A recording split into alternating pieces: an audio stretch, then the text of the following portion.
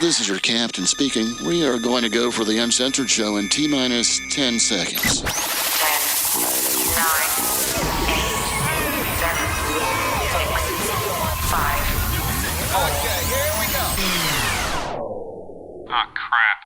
I think all that noise blew a fuse. I got it. This is a special edition of Bubba Uncensored. What does this mean? We can say fuck and other profanity without dumping. Really get down and dirty like you like it. Speaking of dump, I'll be right back.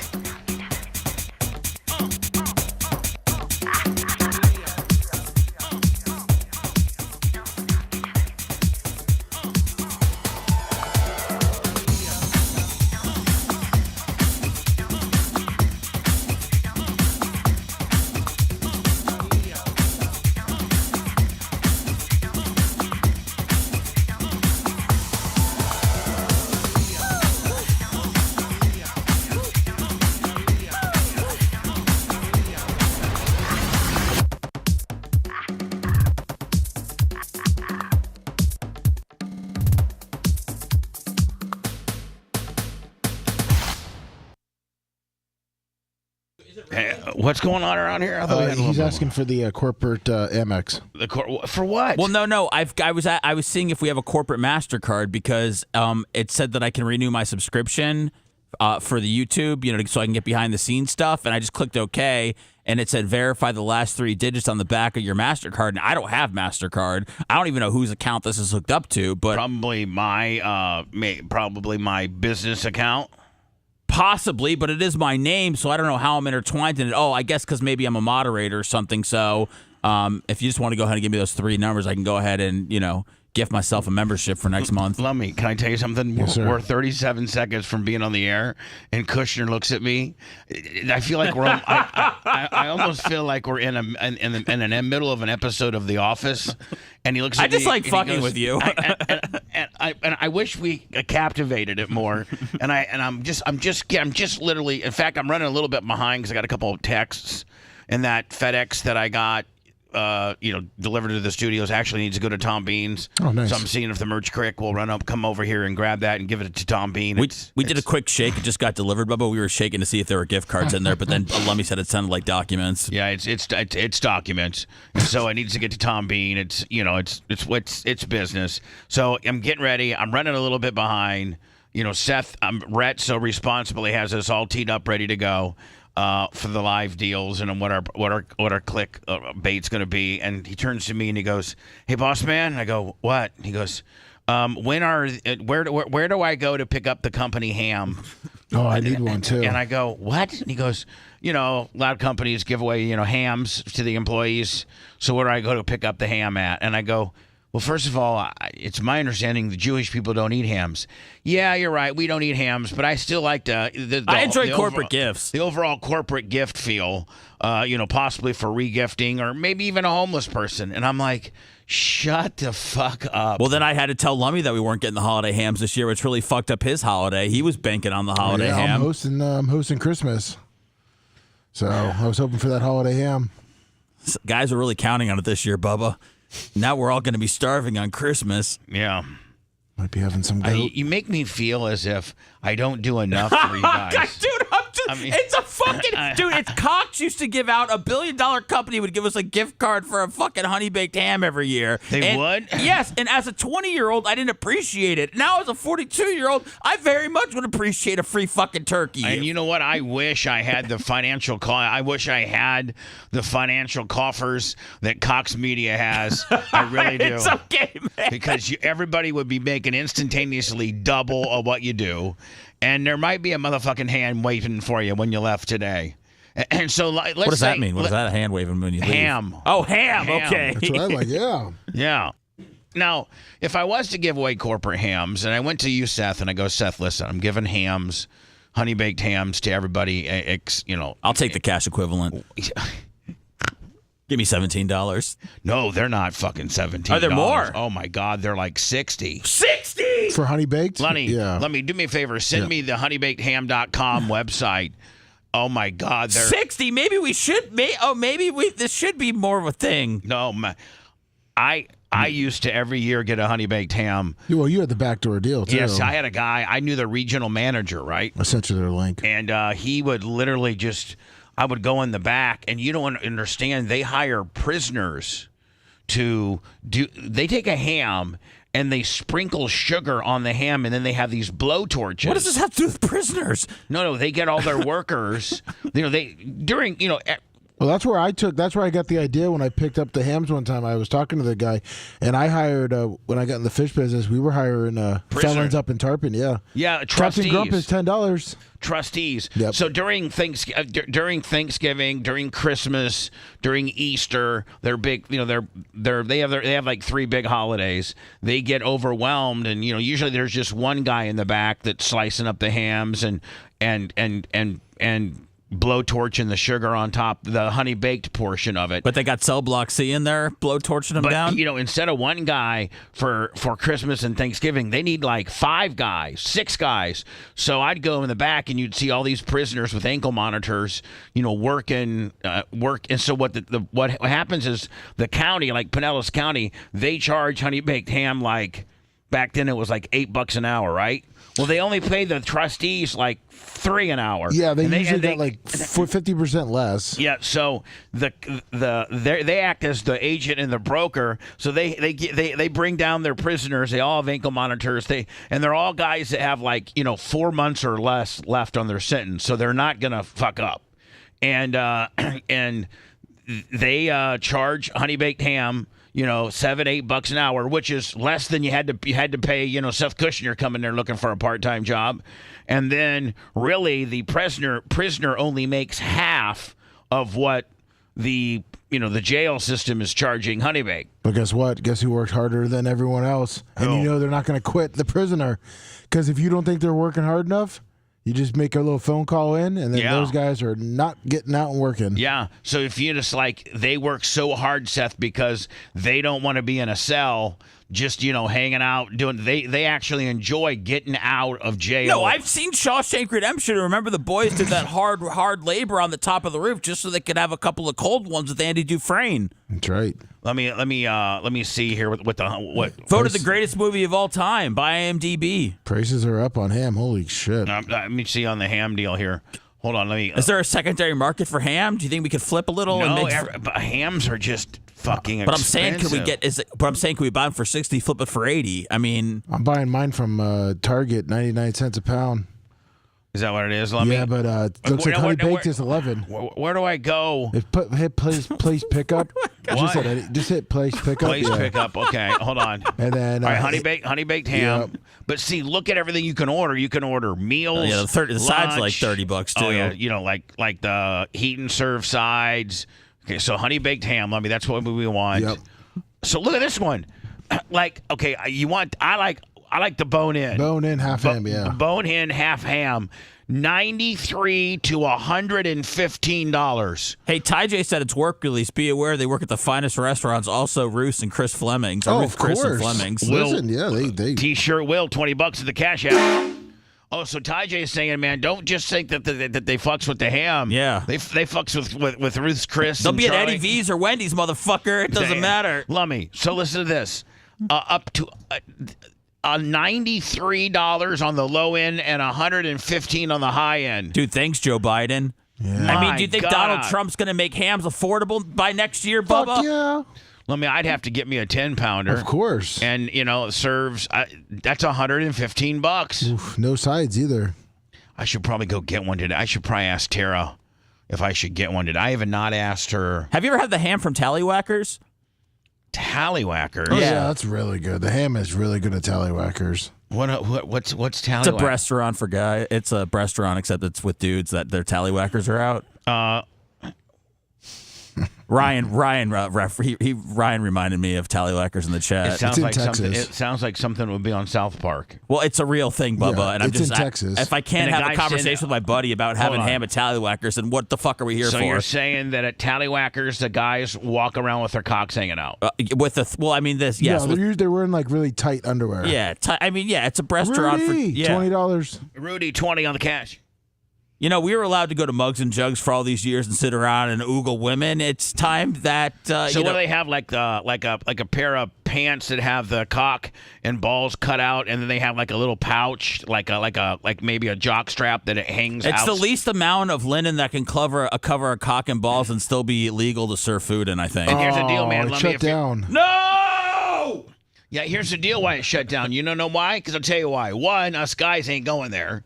And two, Speak for yourself. And two, your women might want to go there, but they don't want to be going there because their husbands are like, why the fuck you going to Tallywhackers? Look at that guy's cock and stuff. Okay, well, it was a place, Bubba, and it thrived, and now it fucking went under another thing that we can blame on Joe Biden. Looks like it was because of Joe Biden and COVID. You know that Tallywhackers was thriving in the Trump economy. Tallywhackers. Let me thank God I heeded to the potential shart. It was 5 minutes before the show starts, and I'm like, oh my God, I gotta go to the bathroom. Was it bad? Because I went to go kind of do a little fizz art, and it felt like when you chamber up that fart and you're getting ready to release it, and then it feels solid or wet, you gotta quickly close it off. Yes. And then you gotta duck walk it to the bathroom, and then a lot of times as soon as you sit in the toilet, you have a chili explosion.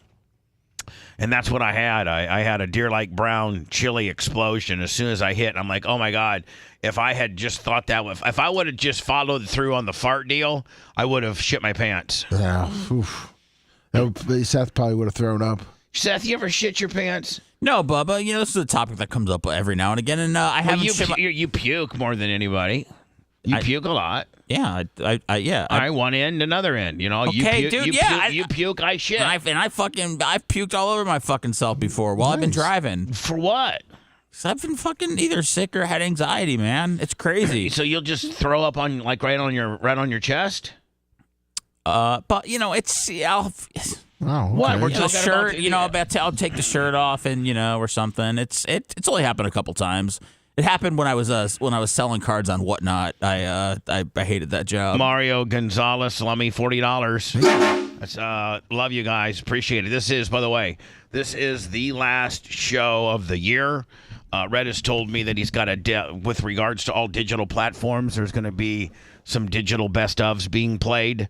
We're also going to, please, as you're celebrating your gift exchange with your family, pull us up on YouTube if you'd like, or Facebook or whatever, and we're gonna have a Yule log playing with hopefully copyright-free Lummy music, and we'll. Is that Yule log gonna have some big ass jugs that we can look at? No, the Yule log's gonna be a Yule log. Okay, well I thought it was gonna be naughty. I'll make Tara pull it up at her house, and she gets so mad at me. But like, hey, pull up my Yule log. He's like, God, you're just constantly working all the time, aren't you? Is she giving you that Tessie for Christmas? I think I might. I'm not going to say.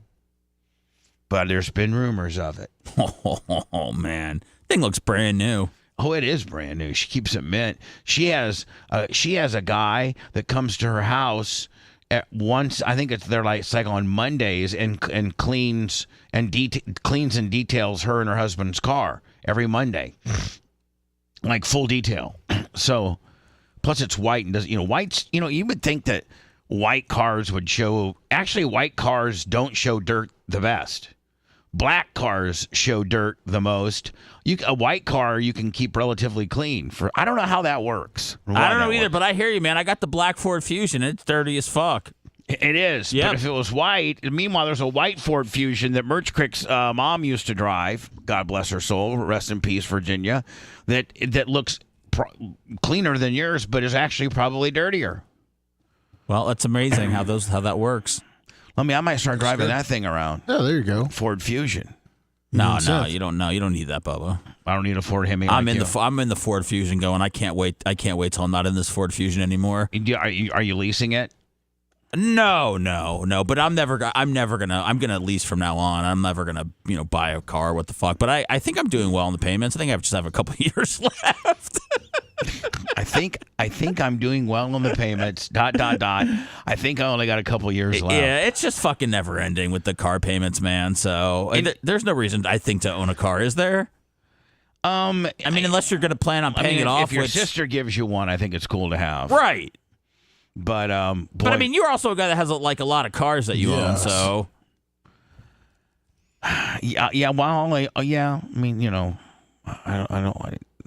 All right, it's all good, dude. I'm not trying to jam you up. I'm just saying. I got a bunch of cars, but none of them. Really, the nicest thing I have is my truck, and it's not. I think something's wrong with it. Oh no. Yeah, I think so. I think I might be taking it to tear. I really think I may have blown a head gasket. Oh. I'll take a look at it. Well, you don't know. Do you even know what a head gasket is? Yes, sir, I do. Okay, what is it? It's the leader of the gaskets. Well, it arguably might be the most important. It is the more important. And I got a miner's helmet that I got, so let me fucking put that thing on. I got a miner's helmet, and I'm going to go dig around your engine compartment of your truck and look around and give you an assessment, right? It might not be your head gasket. It might be your understudy gasket. It might be your third string gasket. I mean, there's many gaskets, many components here to this, Bubba. You think it might be the muffler bearing? I think we might have an alternator issue. I think. How about the turn signal fluid? I think that could be good too, but I think that we also might have a leak. Really? In the turn signal fluid? No, I think just in the engine. Oh, the engine block? Right. You think the engine block has a leak? The engine juices. Right. Well, that would see again. If you have an engine block leak, that probably means that you blew a head gasket. Well, that's exactly why I just put that together for you. Yeah. So you're welcome. But let me, those 2019 Ford F-150s, they're known for blowing muffler bearings. Oh, man. And it has, 20,000 miles on it? Oh, it's got 53,000 miles on it. Might have to be driving that smart car a little bit more. Oh, my God. I do drive the smart car around when I'm just going over to Tom Bean's and fiddle fucking around town. I actually had a lunch last week with Steve Diaco at Union, the real fancy Union. And you should see all at Union during like at 11:30 at lunch. Union, the really fucking fancy place on West Shore. I mean, it is fancy. I mean, and you got Ferraris and Bentleys and Mercedes and BMWs and Lamborghinis. They're all pulling up, getting valeted, and I pulled up my smart car to the valet, and I go, I don't want a valet. Just tell me where regular parking is. But I should have valeted my smart car. Should have. They could have backed it right up next to the Ferrari and the Porsche. They know the common man rolls up every now and again. I mean, that or the 04 Crown Vic that the IRS has put an official value of $427 on. Berto Perez, $20. As I'm dealing with my IRS issue, they're like, well, Mr. Klim has equity in his 2004 Crown Vic. And my attorney was like, really? We're really talking about a 2004 Crown Vic that you valued at $425? That's what we're talking about that as an asset? Do you need to hide any assets at my house? I was going to say, do you want me to make it disappear?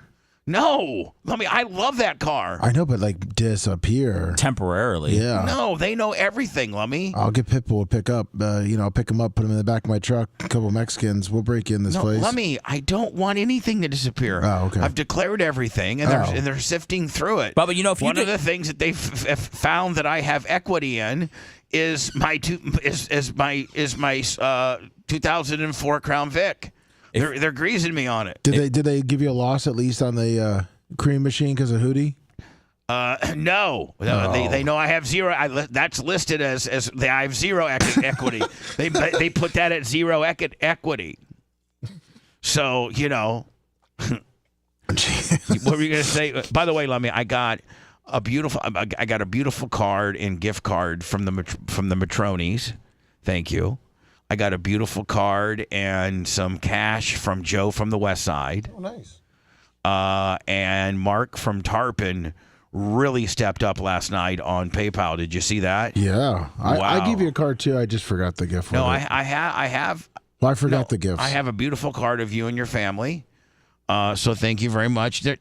No gift card needed. We don't need to be giving each other. Well, I stayed at the other house last night, so I didn't get. Lummy approached me in the parking lot when I pulled up today with a weird proposition of saying that he forgot the card that was a picture of his family, but he had a gift, but he didn't want me to feel like I had to get him a gift back.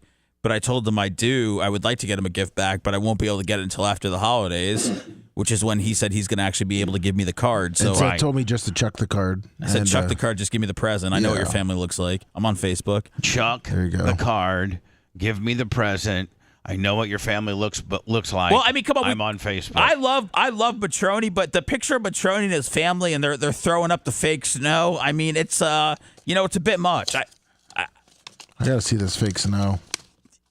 It's a cute little card. It's a nice card. He's got a great family. I'm just saying. I got cards from Howard Stern with him and Beth holding their grandchild. Thank you, babyface. I got a card with Larry Plummer's daughter and their family.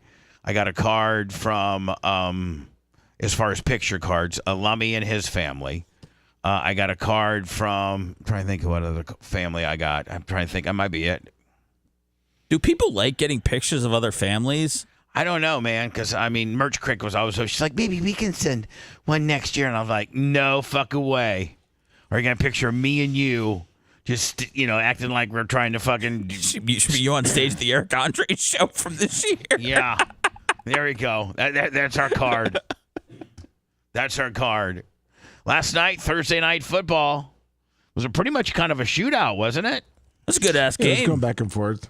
Actually, Bubba, Attack of the Dog Ass, did you ever get that red light? Now? Attack of the Dog Ass, did you ever get that red light ticket for the cream machine? No, I have not. Okay, cross your fingers. What do you mean? I think you don't get one. Oh, I thought maybe he worked in the red light department and he ixnayed on the nunday. I have not, but it is the holiday season. It could be coming, and it could be coming at any time. Oh, and I don't know where the cream machine's even registered at, to be honest with you. even better. And I don't even know where the plates go to.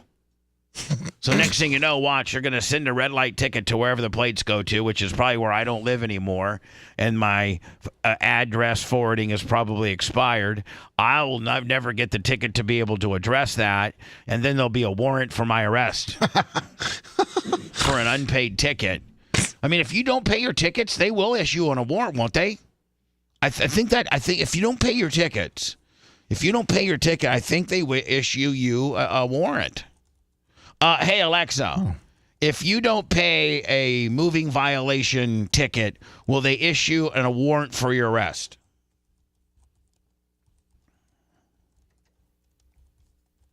Hello, Alexa. Alexa, good morning. Today is Go Caroling Day. And even if you can't go out caroling this year, we're supposed you to go can caroling. follow along with me at home. Just ask me to sing a Christmas carol. Sing a Christmas carol. Ooh. Probably get a copyright strike for it. Yeah, it looks like you can't get an arrest warrant.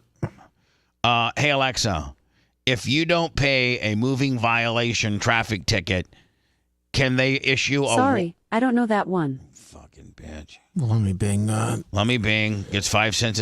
Gets 5 cents a search. Let me say, actually, they're kind of knocking it down to like 0.01. Kind of getting pissed off. License suspension, increased fine, failure to appear notice, or a arrest warrant. Yeah. So I probably got a red light ticket from the cream machine the morning I was taken over to Terry at Terry's Automotive, and I blew through some lights. Wyatt Harris, $100 for Bubba's bench warrant fun. So yeah, my buddy One-Eyed Billy says unpaid tickets will suspend your driver's license. Great.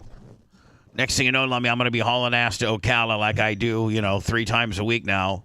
As I'm getting. And by the way, Billy, I'll see you on Saturday, and the entire fence crew will be there. We're looking at a 9 a.m. start time. I know the Nashers are going to be there.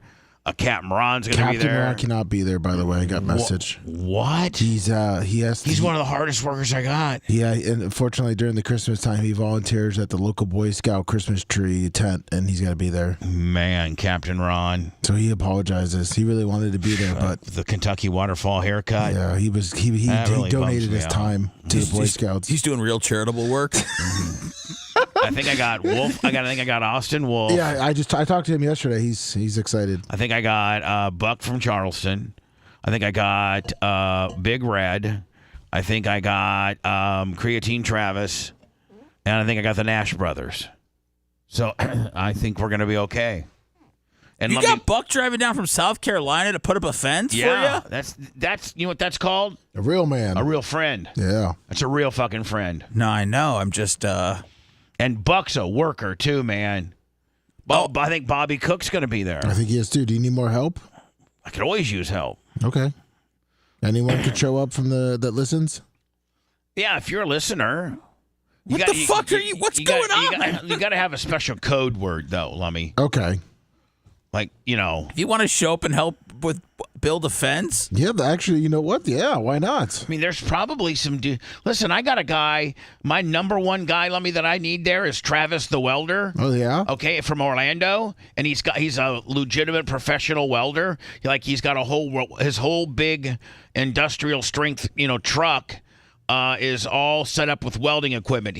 That's what he does for a living. He's a professional mobile welder. Nice. Okay? Yes. So, like, if you break something on a piece of equipment and it needs a weld or just whatever, that's what he does. Well, when we were doing the fence project the first time, he listened to that. That's when we were heard terrestrially in Orlando, and him and his girlfriend drove all the way to Ocala that Saturday and said, "Hey, I got a whole big welding truck." And Lummy, we really did need a bunch of shit welded. Nice. And so Travis, the welder, is going to be there tomorrow, and he's one of the most. And that came from hey man, if you're in the area of Ocala, you know where my racetrack is, and you're in your Bubba Army, we can always use a helping hand.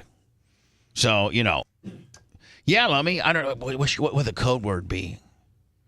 I'd like to work for free. No, or is that too long? Just walk up and say, "Hey, I'm Bubba Army, and I heard on the air that you might need some help." Power pick, hello. Whatever. Yeah.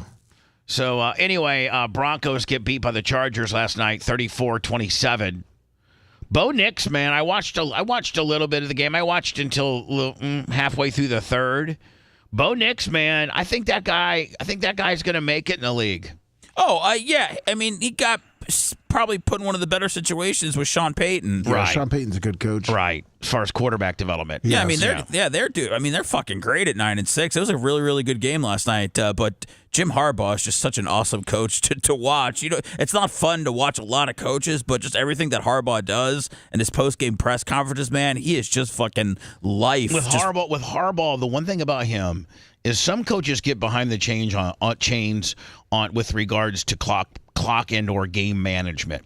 Like, for instance, you'll see like when I watch the Packers and LaFleur sometimes, and there'll be like 54 seconds to go before the half or maybe even before the game. You got 2 timeouts, and your players are not getting out of bounds. And like last game, Lummy, they took 22. So they were going down the field. And there was like 36 seconds left. The guy, Dobbs or somebody, catches it inbound. LaFleur does not call a timeout.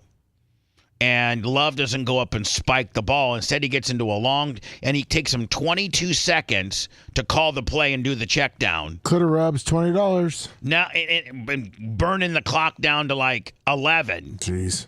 So if you ever are in a scoring situation in a 2-minute or 1 minute and 30-second drill, and you leave there's 11 seconds left as you're driving, and you still have 2 timeouts, that's bullshit clock management and or in-game management. You'll never see Jim Harbaugh make those mistakes. He is aware.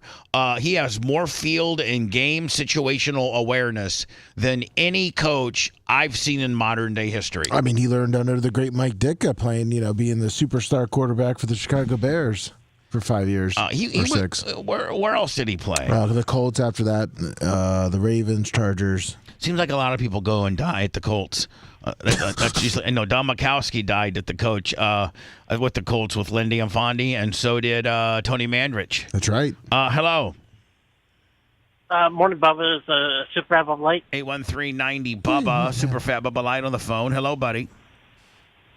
Oh, hey, I just had a question for you. I know how much crap you're dealing with the IRS, and who can't be named. I said because they had taken a large amount of profits from your show. Now hold on. Hold on. Super Fat Bubba Light. Slow down. Yeah. Because I didn't quite get the first part of it. So I know you're a little. Sometimes you get a little nervous and everything. So just slow down and let's start from the top. Go ahead. The person that used to work for the show Right. took a large amount of profit from your show. Right. Would you be able to? Because I know you don't want them to get in trouble with the law. Would you be able to make that amount that they took as their income, and then you wouldn't have to pay taxes on that? They would have. Would have to pay that. He bought stuff. He bought durable goods for it, none of which was tax deductible because it wasn't used for the business. Now, listen, the things that he bought for the business, I didn't, fire him or to keep score on that. There are legitimate things he did buy for the business, but there's, it was about 50-50. 50% of the stuff that he spent went to the business and 50% of the stuff went to him. Now, the stuff that he bought for the business, yes, I've already, which was last fiscal year. He started it in 21 or 22. So those expenses have been already accounted for. But the ones that he personally ripped off, I probably could, in some way, shape, or form, petition the IRS and not get taxed on that. But I'm not going to get taxed on it anyway because it was spent. I may get taxed on it because it was income, but it's not worth getting in the. I'm already getting fucked with by the IRS personally. I've settled all of the business IRS issues that I had. I'm completely good. The Bubba Radio Network is in great standing with the IRS. Current. We pay our quarterly taxes. But it wasn't worth, in order to get that consideration from the IRS, you'd have to have a special meeting, fill out some type of some type of embezzlement and or, type of paperwork, which just gets you, back in their radar. So I probably could, but I just got so much going on with trying to settle my personal at this point that I'm in good standings with my business that I don't want to fucks with the business part. Kyle, or $20 and get back into that deal. Oh, no problem. All right, Bubba Light, Super Fan Bubba Light, do you have your hotel reservations and everything all taken care of? Oh, yeah, I had to rebook my ticket again because American Airlines still ripped me off for like $1,000. What do you mean? Hold on. What do you mean $1,000? It should be like, I don't know, maybe $400 or $500 round trip to get down here from where you're at. Well, I was going to go through Southwest, and then they wanted just to pick your own seat. They wanted an extra $600, and I'm like, oh hell, it'd be cheaper to buy a first class ticket. So I bought a first class ticket. It was about $1,000. And I was going to fly down, but then I couldn't get back to New York because I got shut down because of the weather conditions in New York and Maine. And I figured, oh, hey, the flight was in January. They said your credit was good for a year, which I figured, okay, I called in November. I didn't have a number for reference number to book another ticket, so I called them back, and they said, oh, your ticket already expired. And I'm like, well, what do you mean? It's not even been 10 months. And then they said, oh, well, your ticket for your credit is not the day of the flight. It's the day you booked the ticket, which was in October, which expired a month earlier. That sounds like a real fucking to me, to be honest with you. I'd be calling. I don't know I don't know if I would just sit there and take that laying down. I'd ask for a supervisor on that. Yeah, well, I already bought another ticket, which. I know, but you got a big $1,000 fucking first class Willie just hanging there, just wanting to be taken, and they got you on a fucking technicality. That's ridiculous. Yeah, that's what I thought. Don't take it laying down. Don't be so complacent, man. Raise some fucking hell. Come on, Super Fat Bubba Light. Put your dick on their foreheads. Yeah. Call them up and say, listen, I'm going to lawyer up. Michael Ramos Sr., $50. All right. All right, Super Fat Bubba Light. Appreciate your call, my friend. Oh, no problem. I'll see you guys in the middle of next month. Have a good one. Thanks. Bye. See you. Merry Christmas. Happy Tuesday. Bye. happy holidays. Has he sent any vacuums lately? No, he doesn't. Motherfucker, that's the best vacuum known to man. That vacuum will last forever. Okay, I didn't know. I'm sorry. That vacuum will outlast our career. Okay. I never Best doubted the vacuum ever. I didn't doubt the vacuum. I just know that you and him have a good vacuum relationship. No, don't, Bubba Light. Don't even think about that sending that vacuum you sent is the baddest vacuum ever made, and so it's perfect. Love you, buddy. Everybody can use an extra Hoover lying around. No, it's not. By the way, don't besmirch our great vacuum and call it a Hoover. That's a motherfucking full blown like Dyson 12. That's right.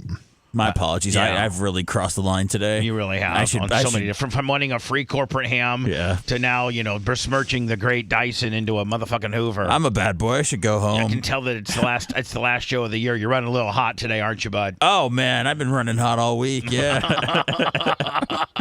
ready to get it out of my system. Hello. Hey, what's up, Bubba? It's Brandon the Quad. Hey, Brandon the Quad. How are you, my friend? Pretty good. But since Wednesday, I got some bad news. What do you mean? Oh no. The ball bearing in my van went out, so that's going to cost like $300 or $400. Plus, the ramp in the van's going to cost $800 to fix the motor. So the ramp in your handy van sounds like he's not going to make it now. The van that you use to, your mom uses to transport you around. Yeah. The motor and the ramp broke, and then something else the ball bearing. What'd you say? The ball bearing on the right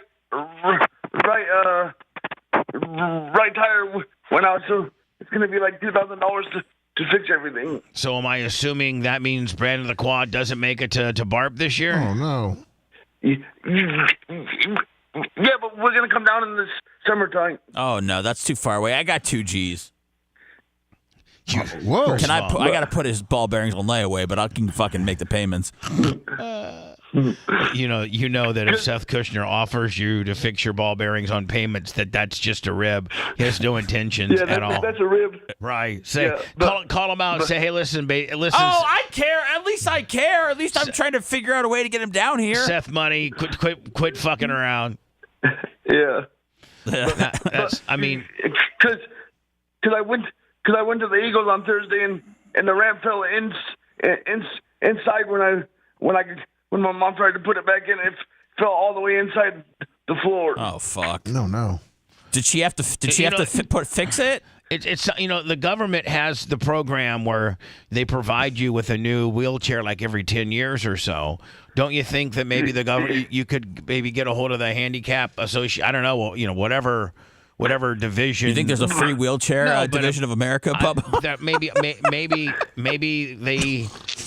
maybe they can help you with your vehicle, because having a wheelchair is one thing, but you need a vehicle to get around. Yeah. Is there a particular division of the government agency that you guys like? Who do you guys call when you want a new chair? Just the state insurance. Well, do you think you could call the state insurance about your ramp and your front end ball bearings? Well, my mom's already working on that. But the thing is, the motor's like 6 weeks. It's 6 weeks back order. Oh, 6 weeks. You got a motor guy though, don't you, Bubba? Not a handicap. You got a ball bearings and a motor guy. You got the red line hookup. You got the Skag hookup. Let's get this man down here. If I had a... Remember how funny it was when his chair ran out of power last year and he was just sitting there all fucked up. Just sitting there, couldn't move. Yeah, we had to plug him in. We had to get an extension cord and plug him in for about 20 minutes so he could make it to his car to go home. I think I was high as fuck too. I can't remember. Well, Brandon, I don't know. I don't have a ramp motor guy. I don't have, or I would help. Wow. Well, I know that, but I was just, and I don't expect you to help. I'm really bummed out, but we'll be down there in July though. Okay.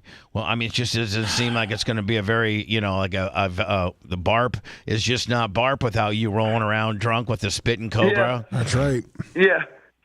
But don't worry, I'll be back. I'll be back next year and every year after that, because seen this deal happen anyway. Because you know how it, like, probably folds into the van after you push the button, it like folds itself up and it goes inside the van and it stops. Yeah. So it stays standing up. Well, it didn't stay standing up. It went all the way to the floor. Yeah, well, I mean, it's fucked. Bubba, would it be worth it to if you because $150 just came in? White Hair's 150 BTQ transport fund. If you hooked up Brandon and Alex Stein to maybe do some content while they were down here and make it would it be worthwhile? Like have Stein get a U-Haul and drive him down here from Iowa. Brian from Philly, $20 in the PayPal Venmo Cash App. They were talking about PayPal Venmo Cash App at the Bubba Army. Thank you. It's looking like Brandon the Quad. People do genuinely feel bad that Brandon's not going to make it now. Oh, I'm trying to stay strong, but it's tearing me up. I love Brandon the Quad. Brandon the Quad's one of the original OGs. Isn't Brandon the Quad in the Hall of Fame? Too, but yes, he is. I'm in the Hall of Fame. Hall of Fame are not making it down based on a mechanical technicality. That sucks. Yeah, because I was planning on it happened on Thursday because I called in on Wednesday and said I'd be there. I said I'd be there, and then there goes the van. Piece of crap. Well, it's not over. He's getting mad. Piece of shit. It's just fucking bullshit being handicapped, man. Maybe you could give me the manufacturer of the ramp, and we could, somehow call them and let them know, Well, I guess everybody that gets their product is handicapped. So Brandon probably isn't anything special to them because they're in the they're in the handicap business. Every person they're in the special business anyway. Yeah, every person that buys one of their ramps is got a wheelchair. So Diesel Balaco. No, hold on. Listen, I don't understand if you need a right front wheel bearing. To me, $2,000 to get a brand new. No, that's for everything though. That's for the motor and the ramp. That's for the ramp motor and the wheel bearing together. Ramp. Oh, so you have to get you just don't have to get a new motor for the ramp. You got to get a whole new fucking ramp. It's just one little.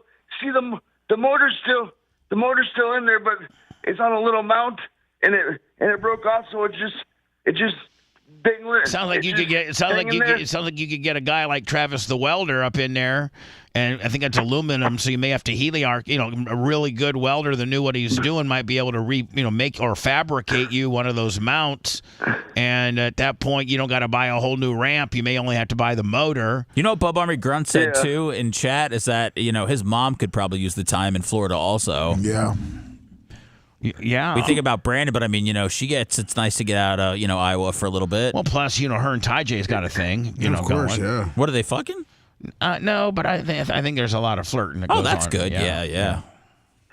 Yeah, Ty J don't fuck around on Jeannie. No. Jeannie will kill. Yes, of course. Jeannie will just.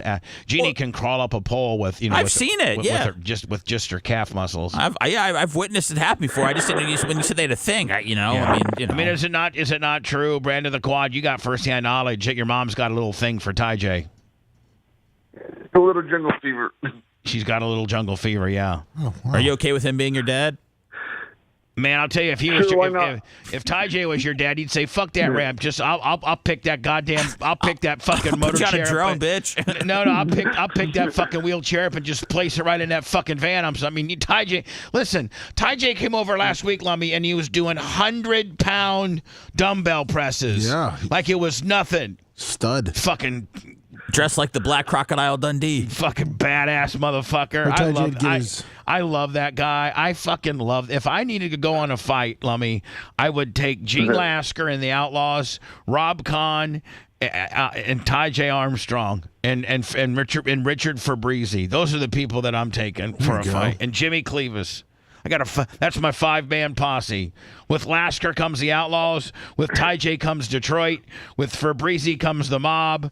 With Jimmy Cleavis comes the Greekness. And with Rob Kahn comes the MMA. I'm well, set. I can run over the back of their legs. Yeah. Well, listen. Is there anything to rent? There's ideas. Brandon, are vans expensive to rent? Are handicap vans Can you rent a handy? Because maybe we might be able to pay for that. It's like $200 a day. Have you looked? Have you looked into it? Yeah, we've looked into all this. Well, $200 a day. You guys will only be gone 5 days. That's $1,000. Is 1,000 better put towards their? Yeah, 1,000 fixing would it, though. probably be better. Yeah, we're in a real conundrum around here. We got to figure this out, though. This is, I mean, we got a lot of people that are taking this year off, and I totally get it. But we can't let this stop Brandon. Brandon's a staple of Barb. Hell yeah. I'm not tooting my own horn, but hell yeah, I am. Yeah. Have you jacked off yet today? No, everybody's home for the holidays. Oh, fuck, no. I mean, don't you have your own bedroom, though, that you can go in and just jack it? But the mom's got to put the Connie on, right? That's true. Yeah. Well, she's not. Today's the last day of school. Right. So she has to.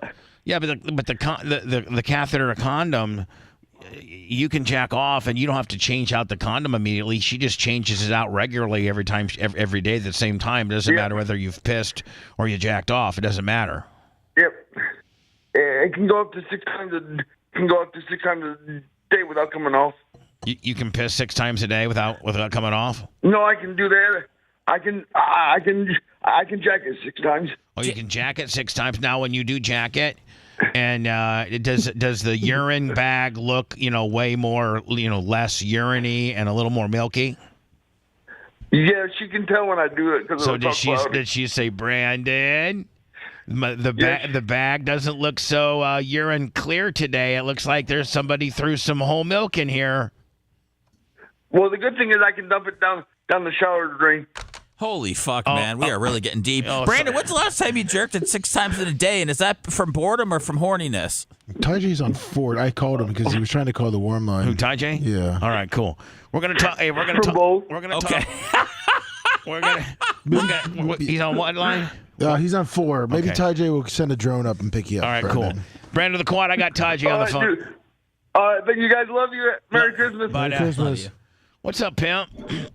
Hey, buddy. How are you? How are you doing? Merry Christmas, you and your family. Merry Christmas also. I got you on speaker. Does it sound okay? What's that?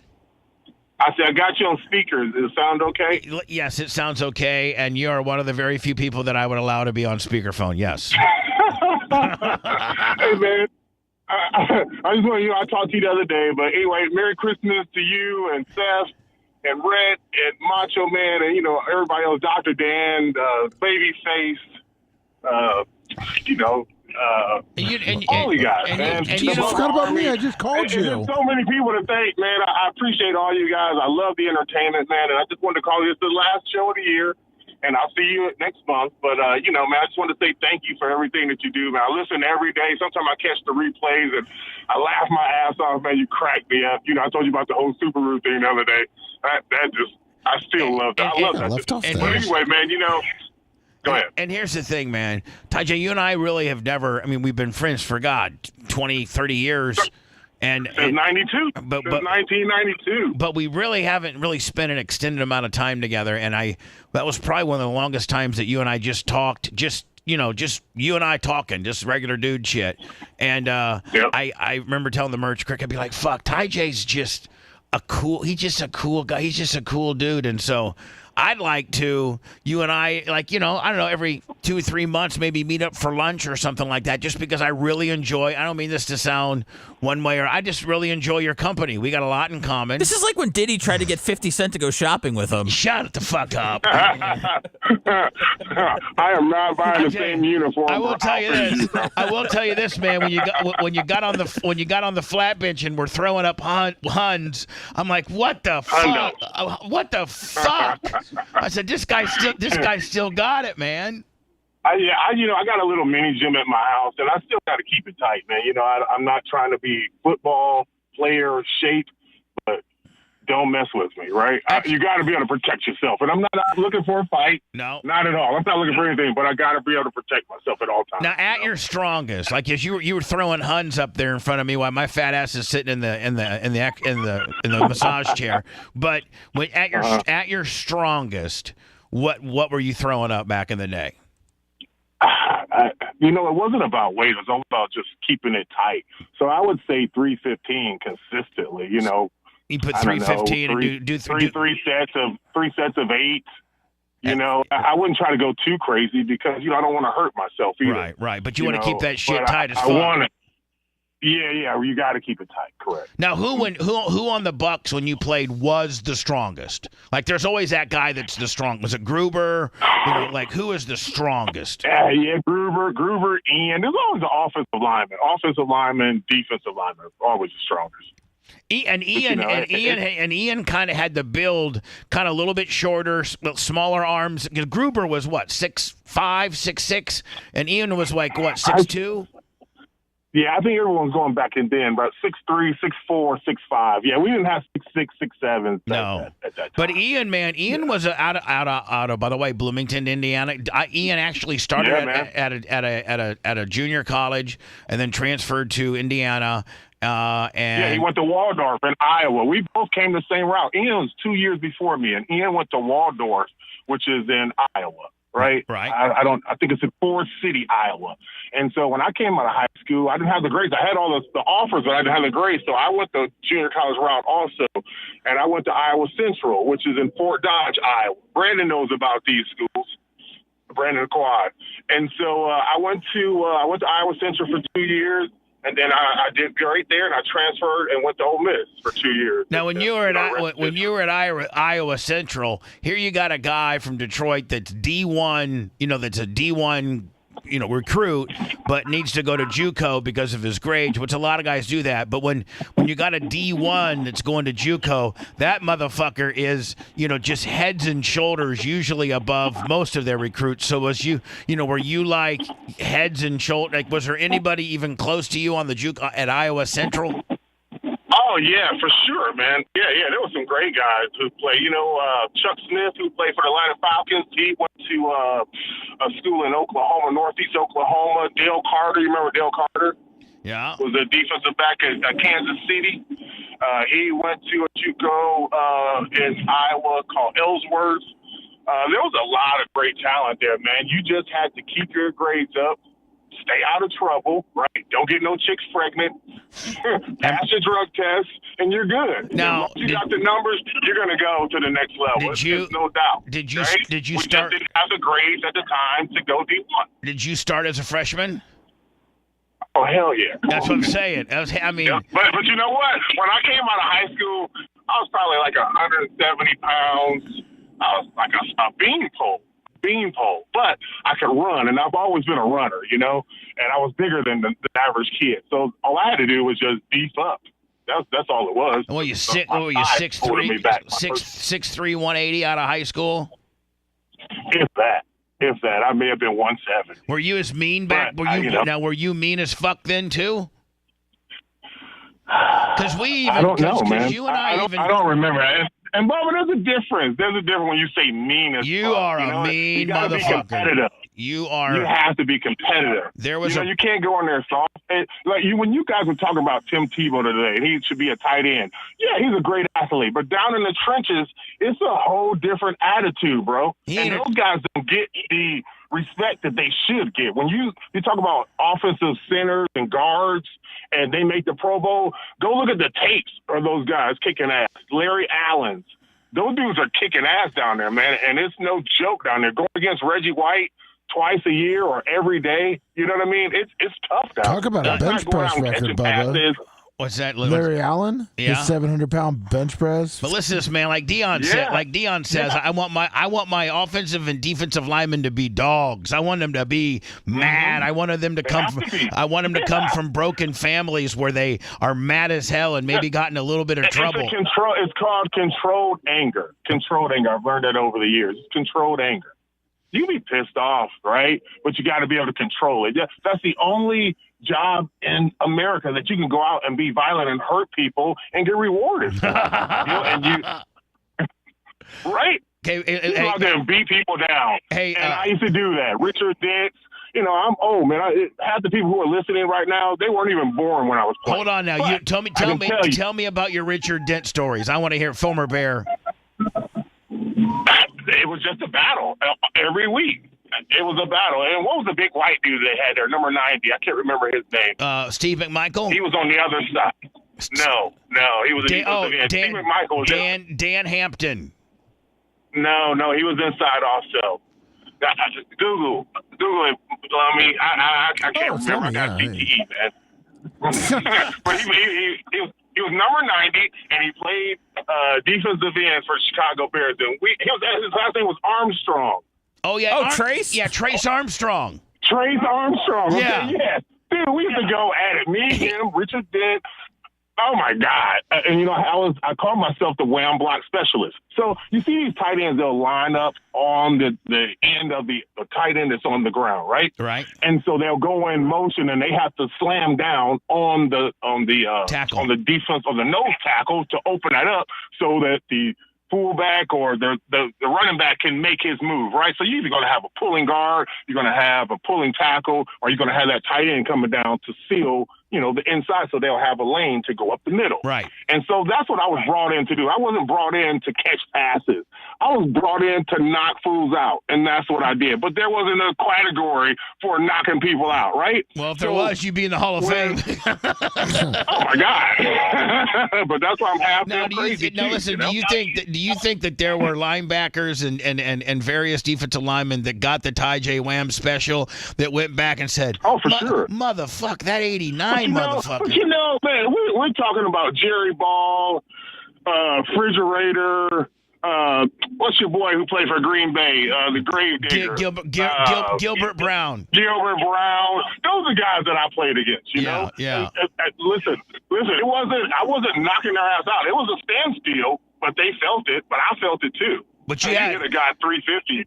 Right, but he's looking one way, and then he's getting a face full of meat coming where he finds out that he's been flashed by Tony Mayberry, right? Because Tony Mayberry will give him a handshake or a head fake, and he's going left where he think he's going right. You know what I mean? And then here I come, bam! I hit him, and then Eric Retz up the middle, or Reggie Cobb. And when you're coming to seal it, you got yourself a head of steam coming. You're not just coming from a stationary position. You've pulled, and that's why I was brought in. That's why I was brought in. I was a tweener. I was in between a tight end, in between a guard and a tackle, right? Could you maybe go? Maybe if you had you got up to 300, you probably could have been a guard. Shit, I did blow up to 300 when I went to Dallas. We had the biggest offensive line probably in the history of the league. You had Larry Allen, 2-A, me, because I replaced, what was the big white dude's name? Dallas Clark?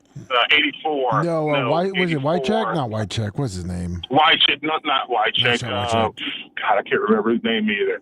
We're talking about Super Bowl years, 96.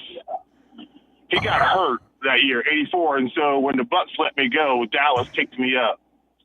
And I played there. I can't remember that guy's name. Jay Novacek? Joe Novacek, yeah.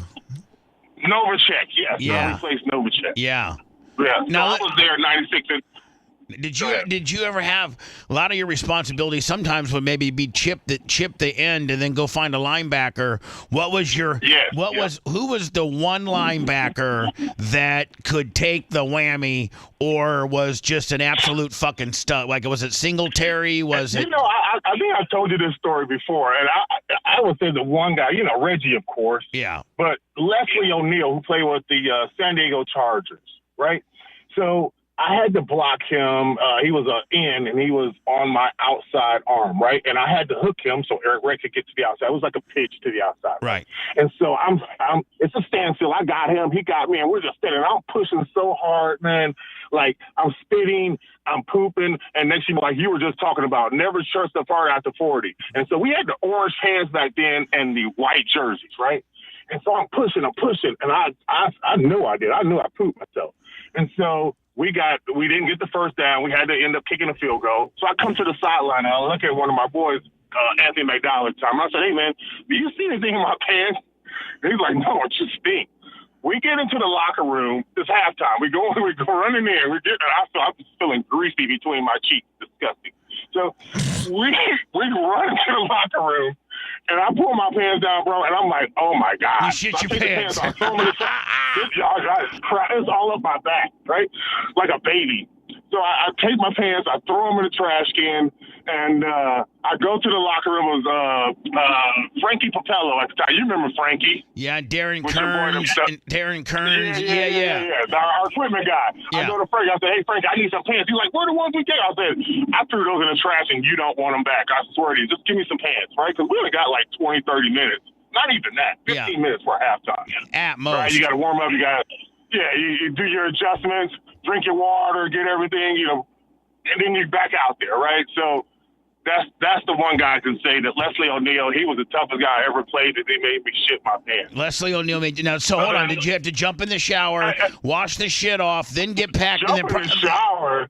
I just took a towel and wiped it down and went back into the game, bro. Yeah, but hold on, man. You had to put new pants on, but did you get retaped? Yeah. Did you have to take a shower? You know what stuff I had to take off? I got to retape my hands, my wrist. Your ankles? There was no way. Hey, Ty J. Yes. My ankles? No. I changed them pants and I went back into the game. Ty J. Armstrong, former Buck, former Cowboy, former Ram, on the phone in St. Louis. Lives in the Tampa Bay area. Barp, he's Bubba Army royalty. Lummy, we should maybe next year we'll put Ty J. in the Hall of Fame. There you go. Hey, Ty J. I don't need to be in that Hall of Fame. That's for the listeners, man. I'm just happy for you, man, and seeing that you're in a great place, man. You know, when you were talking the other day about that whole Cowhead thing and the Hogan thing and how I get on you about that, man, you're in a really good place, man. And the show goes better when you don't talk about that. When you bring it up, it's cool, man, but it brings a lot of us down, even me. And I changed the channel because I know what went down and I know how it's going on. And I know how you feel, and nobody can tell you how you feel and how you're going to run your show. But at the same time, man, you're in a great place, man, and that's putting a bad aura on what you're doing right now, man. You just keep trucking on, man. But when the motherfucker starts talking shit about my girl and starts defaming and slandering her. Let me ask you this. You and Merch Creek, y'all are out hanging out, having a nice little dinner and stuff, and then you see Kyle Heston. Well, what you gonna do? I ain't doing shit. Okay, so then just leave it at that, man. But neither one of y'all gonna do anything because both of you gonna lose. Well, no, hold on. I mean, the minute, hold on, because I'm gonna get fucking arrested. He won't, but I'll get arrested. Right? I'll get arrested. Right? So I mean, one of y'all gonna get your ass kicked, and both of you gonna be arrested, and it's just gonna be both a lose-lose. Yeah. It's not even worth it, man. You two old-ass motherfuckers, sit your ass down and let it go, bro. I can say that. I can't tell you how you gonna just let this shit go, because I understand, man. But hold on. at the end of the day, man, somebody was tough. I got some motherfuckers I want to take out. They probably listening right now, and if I ever see you, I might slap the shit out of you. But I'm not going to do that because I'm going to be the loser in it. But remember, but if you had a guy, right now, you know who the fuck you are, and I will slap the shit out of you. I hate you, motherfucker. If you had a guy that called Jeannie a murderer on the air, and you would be, and you had a radio, and you would do the same thing I would. No, I wouldn't, man. I wouldn't. I keep to myself, bro. I stay incognito. I told you that all the time. What's that? Incog what? People's house. Incognito. I drive a Subaru. I don't want to be seen. Motherfucker, stay the fuck away from me. I don't want to be seen. I don't want to be known. I'm so I shouldn't be known. I shouldn't be heard of about anything on the radio, on TV, nothing. Yes, you're my friend, but other than that, man, you shouldn't hear shit about me. If you hear me on the radio, it's either I did or I fucked up, right? And that's not going to happen. Or you're just calling your favorite radio show to say hi. That's it. That's it. Man, I'm chilling. Lummy, what do you got? Well, I'm trying to get him off his favorite topic of Cowhead, but when he played with the Cowboys, I've been wanting to ask him this. Did Charles Haley ever fucking put it, like, because I was listening to his documentary, and I guess he used to put his dick on all the players, all the rookies, or all the new incoming guys? I think I told that story, too. So, no, you haven't. I get there. When Tony Dungy got there, this is 1996, they let me go the last preseason game, like at the last minute. So I think the cuts, if you make the team, it's like at 5, 6 o'clock. Dude, I get this call and it's an 813, and I'm like, bro, these motherfuckers done cut me. Like, what the fuck? So I get the call, I get a text, we had beepers back then, so I get a text from my agent, you've been cut, blah, blah, but you're going to Dallas, you leave tonight. So this is Sunday when, the last cuts were gone. I was on a plane in Dallas on that Monday, and we were playing that Monday night. So I don't know anyone. All I know is I got a playbook, and I need to learn these couple of plays, and I'm going to be the starter on Monday night versus Chicago, blah, blah, blah, right? So, boom, we get there, and I'm meeting everybody, Dion and Irvin. All the super guys, Irvin, Emmett. I mean, dude, we were stacked, right? I mean, they had just won the fucking Super Bowl. So right. Stacked. And so Haley's walking around there, and, he's a pretty big dude. And I'm not a gay guy, but he got a big ass dick, right?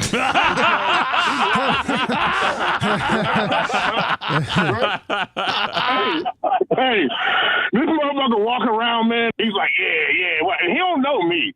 Look, I'm like there maybe 3 hours. Motherfucker don't know me, right?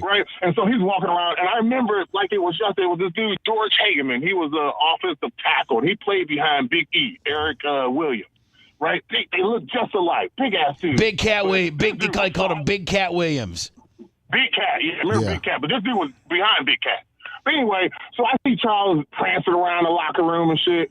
And he got his jock strap on, booty cheeks hanging all out. No socks. He just jock strap. That's it, right? And so he walked up and he's like, yeah. He's grabbing himself. And he's standing in front of George Hageman. And, bro, I grabbed my helmet. I said, this guy don't know me. I said, if he come over here, I'm going to murder this motherfucker. I don't play that shit. You should put this dick on me. Yeah, you don't know nothing about this. So, he didn't come near me, but I was ready. I was going to split his wig, bro. I was like, I ain't So hold on, hold on. I'm already pissed off I just got cut. Right. Motherfucker, my car's in long-term parking. I don't know when the fuck I'm headed What the fuck? I'm in Dallas and shit. I had to take a goddamn pay cut. That's some bullshit. So hold on. So you put your helmet on, anticipating No. I had it in my hand. You had some old school face. Oh yeah. So I just put it in my hand. Yeah, he's gonna get the crown of that bitch too. You were gonna. So if he put his dick on the back of your shoulder, he was gonna get a fucking helmet to the head. Period. Man, I'd have killed that motherfucker. You didn't know. I'd have killed him. No, but you talking about 96, I was in such great shape, man. I'd have killed that motherfucker. Like when you were with the Bucks, did word just get around?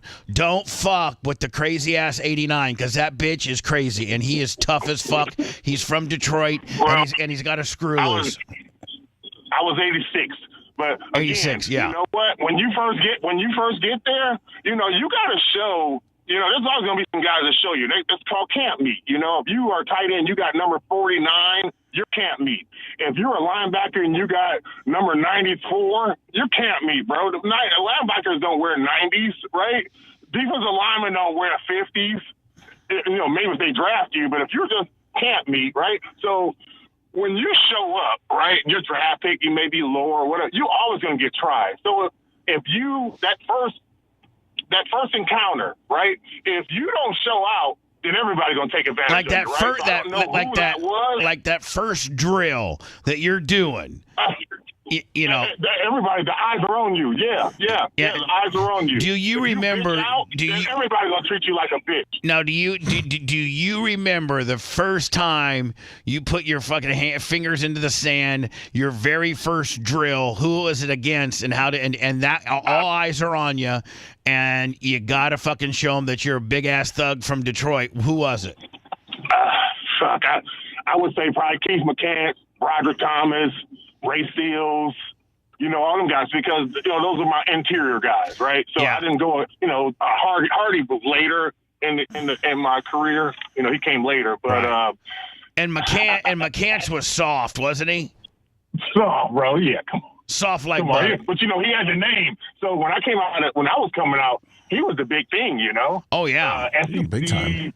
First team All-American, first round, top 3. So my roommate was a linebacker at Ole Miss, and he loved those guys. He loved Broderick. He played weak side linebacker. He loved Broderick. He loved Keith McCants. I said, dude, both of these guys are in my training camp.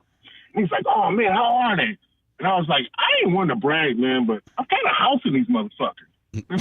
But, again, I was brought there to be a blocker. I wasn't there to be a receiver. They already had a receiver, which is Ron Hall. Back then, we had two tight ends. You had a blocking tight end, and you had a receiving tight end. I haven't seen one motherfucker who did both, who could do both. Just, you know what I mean, catch 60 balls and be a all-time,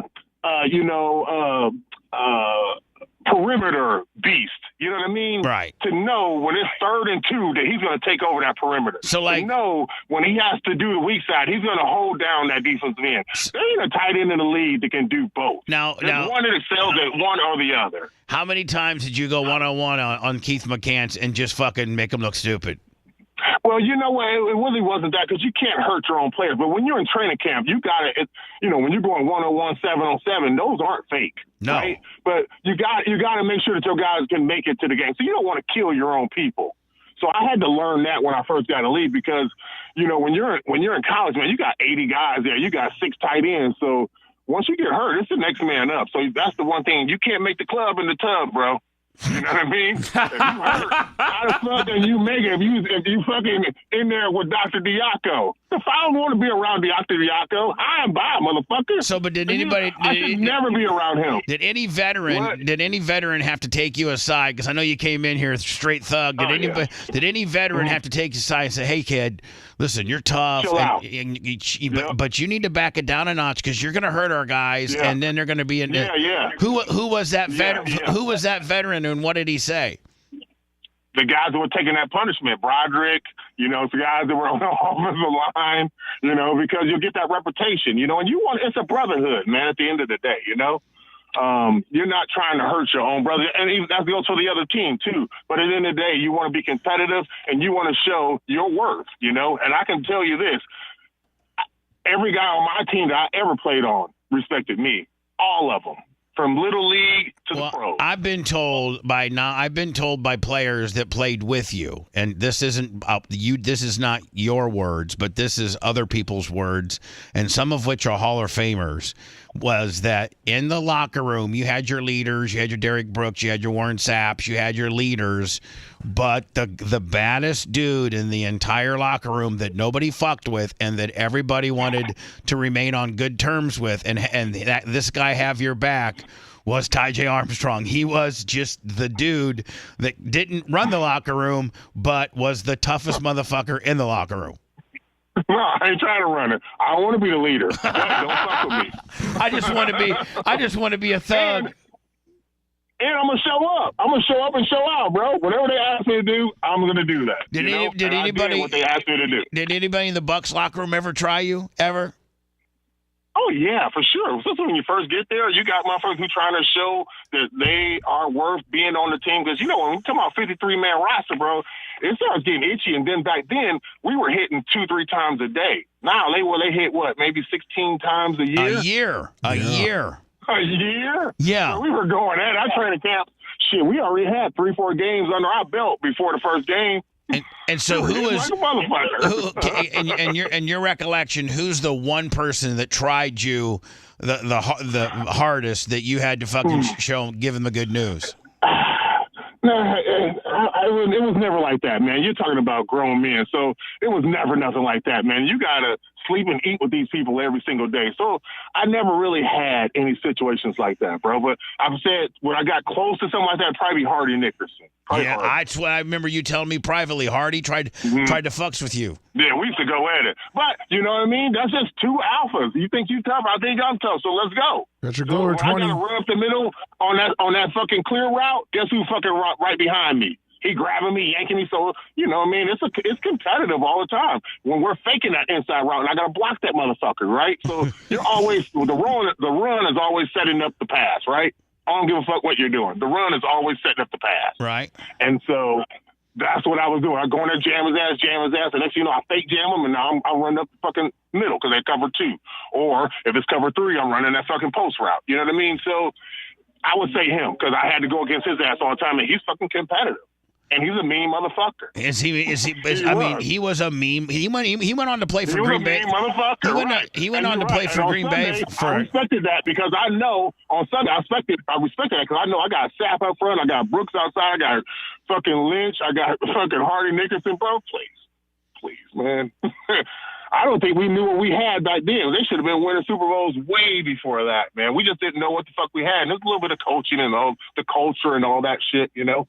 Sam White, remember old Sam White? I love that motherfucker to death, man. Bless his soul. R.I.P. Really? Was he good to you? Yeah, man, he loved it. Man, you remember all that trouble I used to get into, man? Shit, yeah. Sam was saving my ass like a motherfucker. Sam White. Yeah, man. Sam was like the father that I didn't have, man, for sure, brother. So who are the coaches that you played under the Bucs? Sam and then just Tony? No, Tony Cuttle, man. What a Tony Cuttle. I played with him under the training camp. Then I went to Dallas, and I had Barry Switzer, right? Barry Switzer, and then St. Louis. It was a crime motherfucker. What was his name? Oh, he was a coach of. He was a coach of Eagles. Marty Schottenheimer? No, not Schottenheimer. No, fuck no. Oh, Who's a crying guy? It's a crying guy. He was he coached the Eagles too, and USC and all that shit. Yeah. Dick Vermeil. Dick Vermeil. Dick Vermeil. Dude, I remember the first time he gave us a fucking speech, he started crying. I was like, what? You're like, crying. Like, Coach, man, fucking butch up, bitch. Like I'm talking about tears, baby towels. But now, you played in that dome in St. Louis. Was that a shithole? It was really nice when it was first built, but then, and I didn't really. I lived outside of downtown, so I was only there for the year. Once the year was up, but yeah, it was a shithole. But once it was over, I got out of there. Plus, they had a shitload of fucking tornadoes. How about the Dallas facility? Was it nice? Yeah, very nice. Man, but I was such a. I had the mentality. Once it got cold, man, I couldn't wait to get back to Tampa. So win or lose, we had a first round bye, our first playoff game. And then the second game, dude, it was so much snow out there in the field. They had to shovel all that shit off, right? And I'm thinking, win or lose, man, I don't give a fuck. I'm ready to go home. I'm going home. I'm not going. What am I doing playing this late in the season? What the fuck? Yeah, I'm used to being done. I'm used to being done by this time. Yeah, I need to be over Shepherd's. I was just getting ready. Hold on. I was just getting ready to say, man, I should be at Shepherd's this Sunday. I ain't supposed to be playing fucking football. I gotta get my bowl clean and shit. What the fuck? I gotta back up Warren Sapp when he starts fucking running his mouth and needs some backup. That's all Ty J did at Shepherd's was just keep Sapp out of trouble. I love Warren enough, man. You know what? I actually spoke to Dion. Was it Monday or Tuesday, Lummy? I think that was Monday. Monday. I spoke to Dion 2 different times. We spoke for 9 minutes 2 different times about a couple things, and I said, Dion, I want to thank you for giving Warren an opportunity because there's probably not a lot of coaches that have your swagger that would have hired him based on his track record. And now that you've hired him and he's doing well, he's well on. He can actually have a career as an assistant coach, with you or other places. But he needed a guy that had, not just every coach can take the potential blowback of hiring Warren, and Dion is the guy that could. And he's like, man, Warren has changed his life around. He's got a whole new outlook on life, and plus he's scared to death to piss me off. That's what Dion said. Yeah, he's doing really well, man. I'm very proud of him, man. He's doing really good. I really am. We take Kerry now and then, but he's doing really well, man. He's in a good place. Good, around some good people, and he's going to do some good things, man. And you can handle it, man. And if you watch at the end of the year through them kids, and if you watch Colorado's defensive line this year, you can see from year 1 compared to when they didn't have Warren to year 2 when Dion stepped up and believed in Warren. Their defensive line, you can see, has characteristics of being a dog like Sapp. They got the hand. He's got him doing all the hand stuff. He's got him doing the hump. He's got him doing the fucking he's got him. The thing is, man, you can teach. You can't teach attitude. Attitude is within you, but you can teach technique. And once you get that great technique, and from a technician, bro, the sky's the limit. And if you believe, what he's teaching you, there's no way you can fail. Sapp was somewhat undersized, by a lot of defensive lineman standards. What made Warren so good? His speed off the ball in his hands? What? Are you kidding? Attitude. Have you met Warren Sapp outside of football? Yes, I have. Yeah. Okay, so that's what I'm saying, right? So you put that with some fucking technique, that's unstoppable. And man, when I wasn't playing, I remember he used to call me at halftime and be like, listen, I was thinking this the other day. I was like, I only known 3 motherfuckers to call their shots.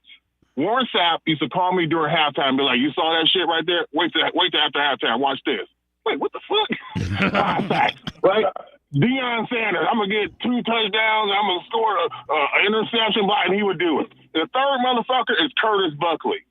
You know who Curtis Buckley is? No. He was a badass fucking special teamer for the Bucks, number 28, and he had playing for the San Francisco 49ers. But anyway, this motherfucker said to me before the game, he's like, you see that motherfucker right there? And he was talking about this number 30 for the Washington Redskins.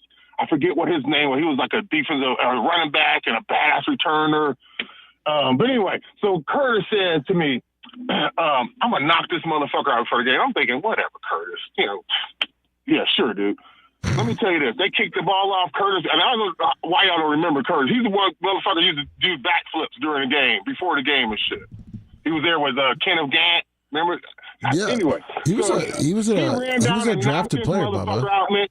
Brian, God, what was the guy's name from Washington? Anyway, he knocked this motherfucker out, man. He had that, what is it called, when your arm go up in the air?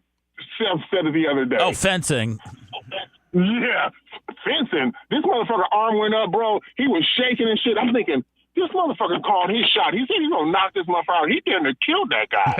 And I mean, we were applauding that shit like, yeah, you do that shit now, man. I think he probably would have got fired. He couldn't even play in this time. So, like, Warren, outside of football, until Deion calmed him down, Warren's a handful. Sometimes he just has this fucking switch that will flip and just make him the meanest motherfucker. So I can only imagine game day when he has a mentality that I have got to fucking be a dog, and how mean he was. But he also was unbelievably quick off the ball. He was really quick off the ball. But you know what, though? Like you said, we haven't really hung out. We haven't talked. And you used to hang out with him, but I guess he was in some fucked up situations, where he had to be on. But I can tell you this, that's probably one of the best people I've met, man. I'm talking about a good motherfucker. And, behind the scenes type good shit. We all have some fucking skeletons and done some fucked up shit, that we aren't proud of. But I can tell you this, that's a motherfucker you can respect and can guarantee that he'll have your back if he's your boy. Now, I can tell you that. He's that snake. That motherfucker will be like, you can either pick that motherfucker up, he's a nice little friendly snake, or he's a motherfucker bite your face off. But see, here's the thing, but sometimes he's a friendly snake and he's the cool, but the other times when you think he's friendly, he'll bite your fucking face off. But I can tell you this, man, that is one of my best friends in the world, man, and I'll fucking go to bat for him no matter what, man. I would say that probably your best friends in the league would be Ian and Warren are probably your two best friends. For sure, man. For sure. You know that. For sure. Yeah. My big brothers. Yeah. Big and little. Did Gruber stay local, or did he go back up to Wisconsin when he retired? I don't know where he is now, but he comes down for little functions and things like that. But he probably still up in Wisconsin. Was he a good dude? Oh yeah, very quiet guy. Very good dude. Yep. Reggie Brooks was that running back you were thinking of, who later played for the Bucks too. The Redskins, the Redskins running back. Did you ever play? No, his name was Brian Westbrook. Brian Westbrook. That's who it was. Brooks was number 32. He was number 30 for the Washington Redskins. By the way, Ty J. Armstrong on the phone, former Buccaneer on the phone, good friend of the show's. Did you ever play with Eric Garrett? That was my guy, man. Yeah. Was he? He replaced Reggie Cobb. I know, but man, Rosenhaus fucked him on the holdout, don't you think? No, he fucked himself. He wasn't supposed to get the money that year. He's supposed to wait, and then he kind of screwed me, and he kind of screwed God, what was his name? Martin Mayhew. We were both looking for a new contract at that time, and they were trying to pay Rhett. And so I think Rhett ended up leaving, but we fucking ended up getting cut anyway. They fucking let us both fucking go. I think they let us all go. Rhett was when Rhett wasn't full of himself looking for a new deal. He was bad. He was bad. Trying to get paid year 2. Look, so we didn't have the fucking receivers, bro. But you look back, 92, 93, 94, 95. We had a 1,000-yard rusher every fucking year because our offensive line wasn't no fucking joke. No joke. No, you guys. I'm telling you, we had fucking some bad, and that's why we went on and got fucking Alvin and all the rest of them motherfuckers, right? Because we didn't have receivers. We had the running game, and that's why it always pisses me off that. It don't piss me off. It's just, it is what it is. But we didn't need fucking Trent Dilfer that year. We needed a goddamn defensive offensive lineman, right? And they went and got Trent Dilfer when we already had fucking Craig Erickson? The guy from Miami. Craig Erickson. Yeah. We built all this shit up. We had them, and yeah, they sucked. I'll give you that. Right. Okay, great. But what I'm saying is we already had some shit built up. We were 7-9 going into that year that they fucking picked Trent up. And then it was over. What was Trent? I'm not trying to talk any shit about anybody, but what was Trent like? Soft? I won't say he was soft, man, but he was just a California white boy, man, you know? Fucking coddled motherfucker. He was young, bro. He was young. Yeah. We didn't need that shit at the time. And he was left-handed, too, which is kind of fucked up. And we used to fuck with him on the radio so bad in the morning, man. Oh, man. I know. Remember, we had a thing called Trent's Diary where he was acting like he was filling out a diary and he was crying. He was like, I threw 3 picks today and he got sacked 16 times, but I think we're going to be okay even though we're 0-6. Jesus. We didn't need that shit. We're like, what the fuck? And now we're starting over again. It's fuck. Oh, but do you know anyway. In 95, Dilfer's was 4 TDs to 18 interceptions in the 16 games. Oh, my God. That's fucking horrible. No. All right, Ty J, man, we will see you up definitely the Thursday before Barb. Yes, for sure. Yeah, man. Like I said, I just called in to say, man, I appreciate you, bro. I love you, man.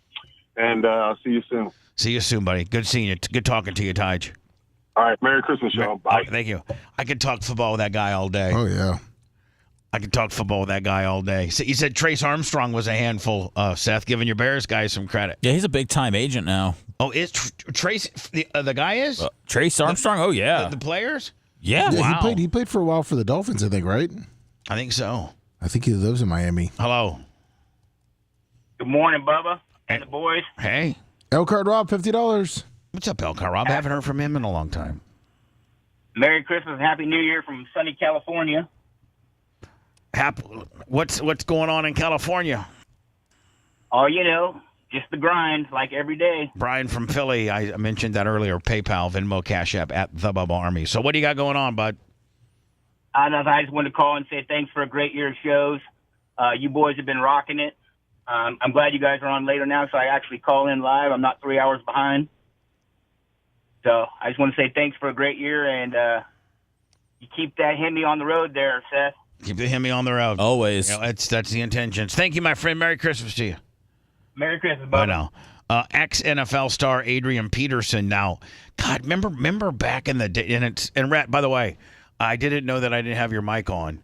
And during this Buck talk, I should have, because you would have been able to nail most of the questions. But you're on now, and it was a little out of sorts when I first started. So sorry about that. Wasn't this guy like the greatest of all time when he played?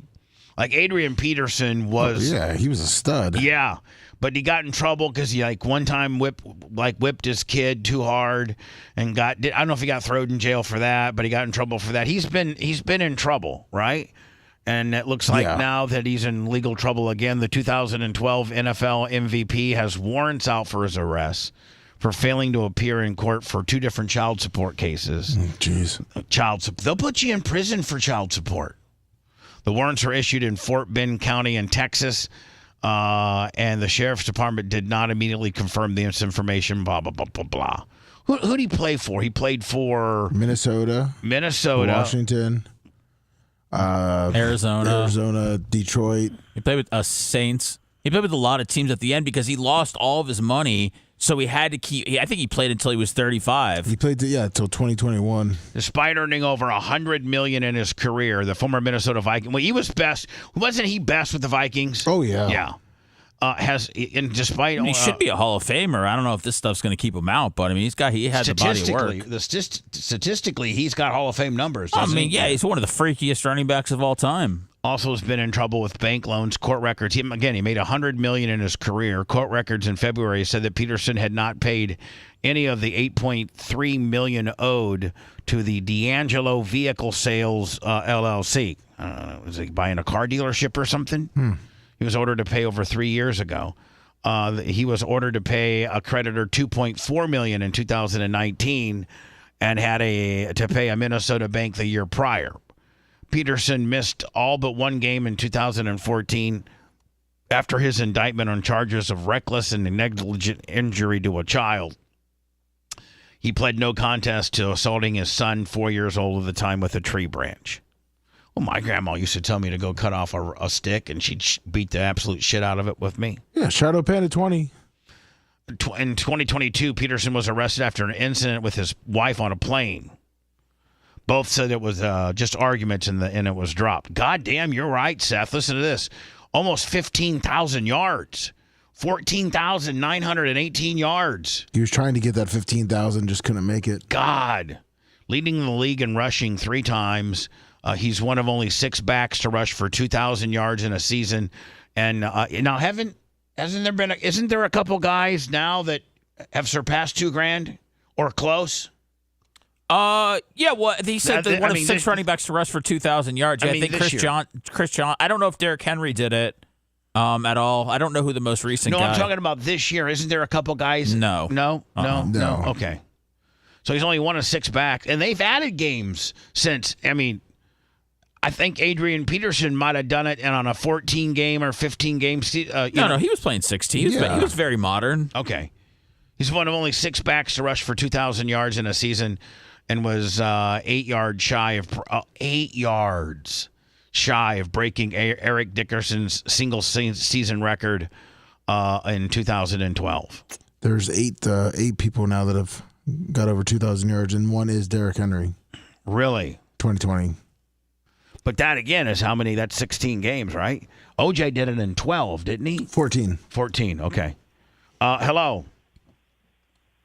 Let me. Can you give me the list of all-time NFL rushing leaders? Because I want to see where Sweetness ranks. Yeah. I think isn't Emmett number 1? Yeah. And isn't Walter number 2? He should be. I know Frank Gore's up there also. Hello, who's this? Good morning, Bubba. Yeah. Hey, my name's Heath. I'm Vegas Bubba Army Online, and just getting excited for BARP coming up. Heath Clinton. Hey, I just wanted to congratulate you. I've been with you since 2004, and you have a hell of a crew going on, buddy.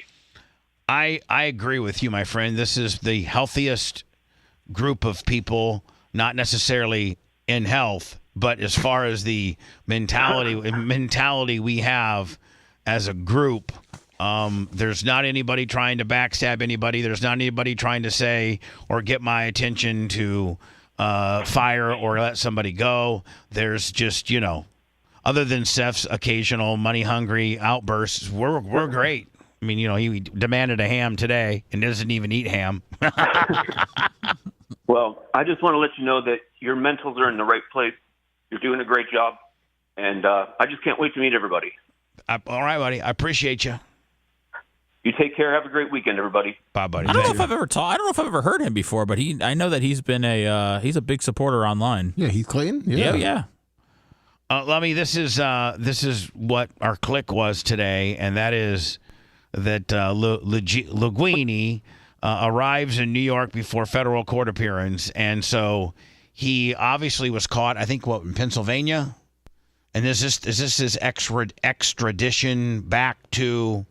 I don't know. It looks like they're filming a Batman movie. Yeah, I don't know what this is, but to me, it seems slightly unnecessary. But that's just me and everybody else in this fucking world.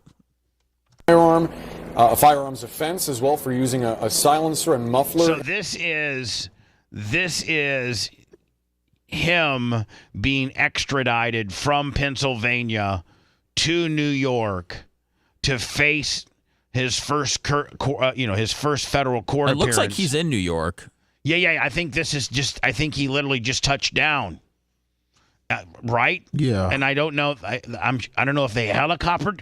They looked. It looks like they helicoptered him. It looked like they may have helicoptered him from. I mean, right, Seth? There's 2 NYPD helicopters in the backdrop, and it looks to be Dude, he killed one guy. I know. One guy. Why They're kind of making him like they kind of are making him kind of like a superstar. Yeah.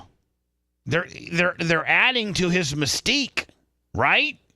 I mean, yes. Otherwise, you go and pick him up in one of those fucking, cargo vans that has, the windows all, barred up, Lummy. So you got 2 guards in there, one in the front, and then you got one behind them, and he's shackled. And you do it in the middle of the night. You get to the jail at 3 a.m, and you pick him up, and he's back in New York, by 7 or 8, and you don't, call the big, CNN and Fox and everything to be waiting for at the helipad upon arrival in New York City. You treat him like the scumbag piece of shit that he is, and you don't bring him in on a helicopter like he's fucking, Donald Trump. Apparently this was like a show of like, if you fucking fuck with New York and you try to leave, then this is what's going to happen to you. We're going to waste a whole lot of money trying to make you look stupid while we look cool, but it's really the other way around. You're right. Make you look stupid while we look cool, but really it's the other way around. A firearms offense as well for using a silencer and muffler in the alleged murder, as well as 2 stalking charges as well. Hold on. Now watch. Look at this. 1, 2, 3, 4, 5, 6, 7, 8, 9, 10, 11, 12, 13, 14, 15. And there's Eric Adams. That's in there. 16, 17, 18, 19, 20, 21. 21 motherfuckers just in this shot, and I'm sure, Lummy, to the left, there's more. Probably. Well, his newly retained attorney, Karen Agnifilo, suggested that federal charges... When realistically, Lummy, they could have sent this dude and that dude and maybe one of these dudes in a cargo van. Dude, they took 2 guys to bring P. Diddy in. Yeah. 2 guys. They got him in the hotel. Would be overkill. I just hold on. Let me see what I think. I'm gonna see what. Hold on. This case would be overkill as well. His newly retained attorney, Karen Agnifilo, suggested that federal charges in this case would be overkill. I just want to note, you see New York City Mayor Eric Adams now. Here's more motherfuckers over here. Yeah. Look, Tom Bean's taking pictures. Not far behind Mangione there. Again, a very large law enforcement presence.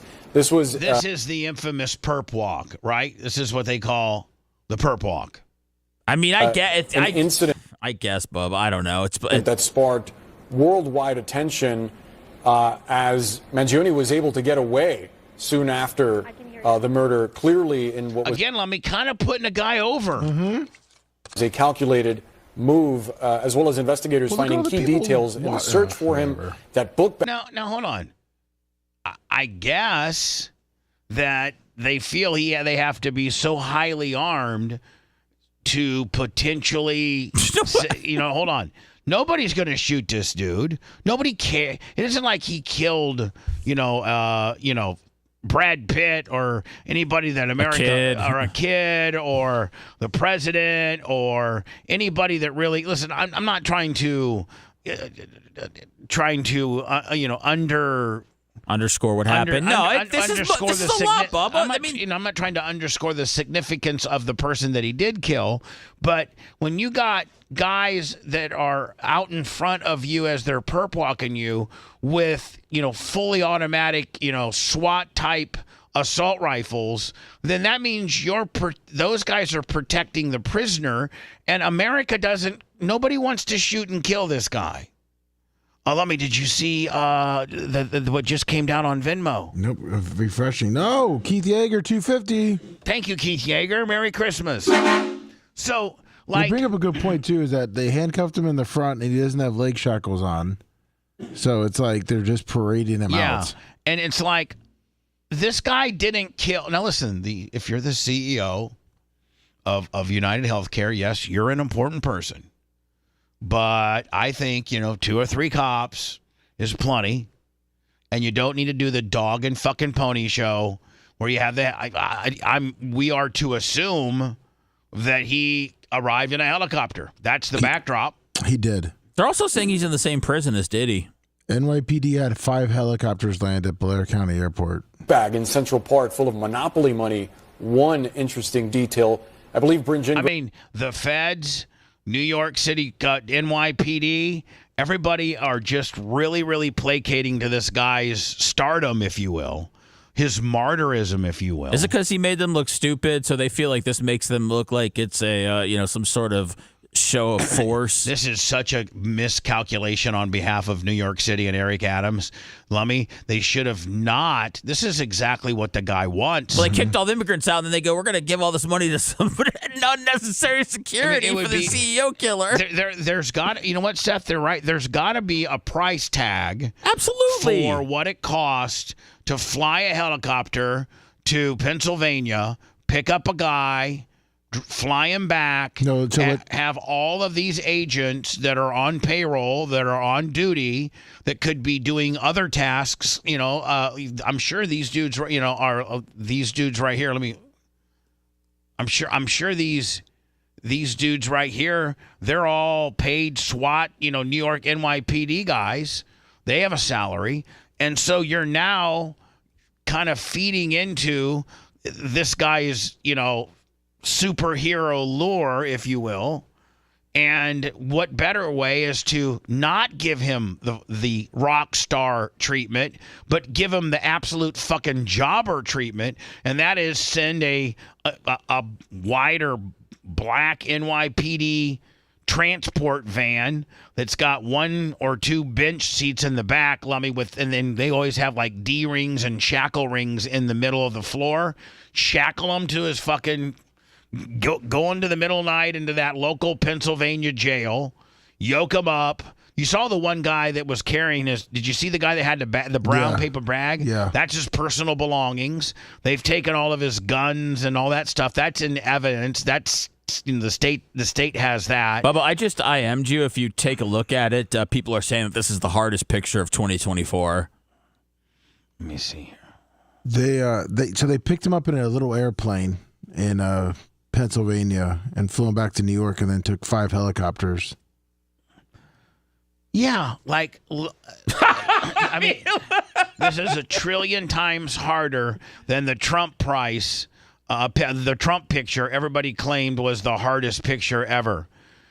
Late contender for hardest image of the year.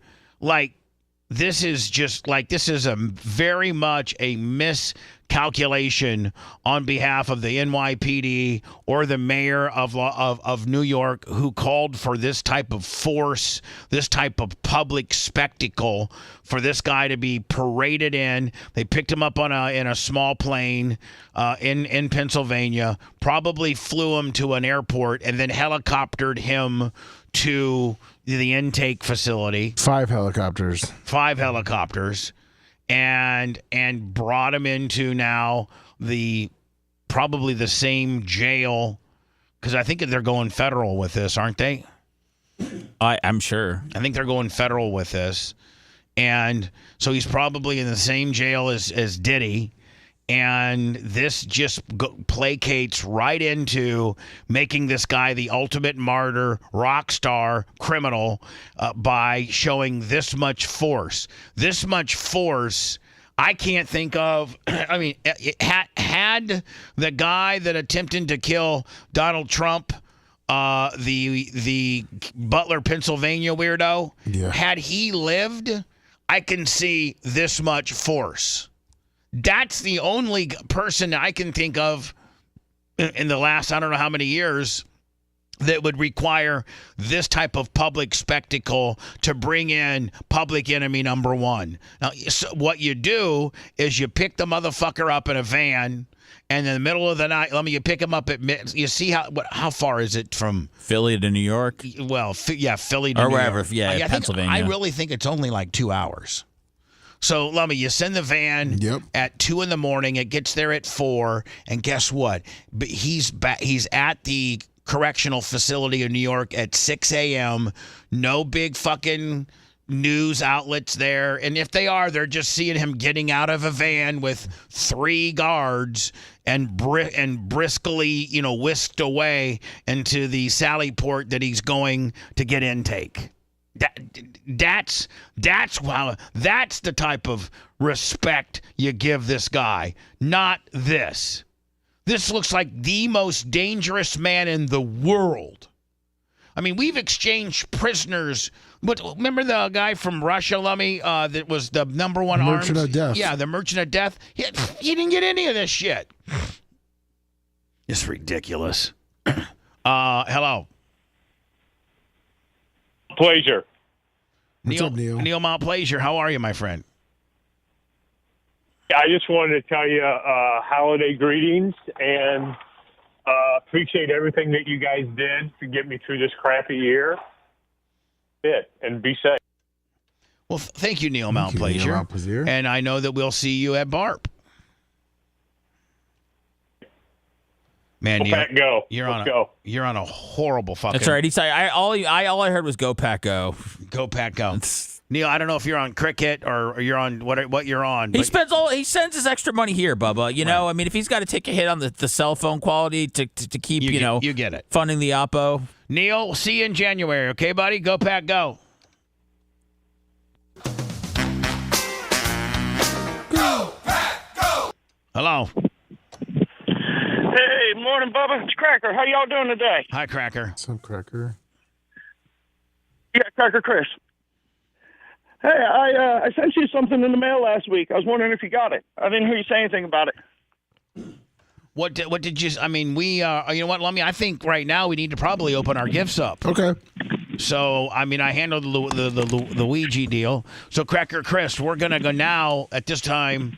Open up our gifts. So maybe it's one of the ones that we're gonna open up here soon. Yeah, it looks like a 3-year-old wrote the address on the front. I got some hard chicken scratch. All right, bro. We're gonna start opening them up now. Okay, buddy. Yeah, man. Thanks for a great year. I'm sorry I won't be at BARP this year. You guys have a great New Year's. See you after. Thank you, Cracker Chris. We appreciate your support. Thank you. Lummy, at this time, if you'd like to distribute, or just put Cracker Chris's down there. This is dinner roses. Okay, and then. Go ahead and give. You're like almost Santa's little helper, okay? And if you have to, if Rat and Macho, if they got any, probably need. I don't know if they can, leave their desks while the show's on the air, and they could maybe come to the microphone. I mean, it's mostly for you, Bubba. It's I mean. Well, that makes me feel uncomfortable. It shouldn't. I don't think there's any reason to bring these guys out of their workspace. Thank you. Hello. Good morning. This is Berto. How you guys doing today? Good, Berto. I just wanted to call and tell you thank you for everything, man. You guys are great. Keep it going. I'm just like a big happy guy for you guys, and keep it going, Bubba. And let these haters kiss your rear, man, and keep going forward the best way you do it. We really have 2025 is by far going to be the most exciting year of my career in a long, long time. Probably next to. Probably behind the serious days, but I think we have some big things on the horizon, a couple things.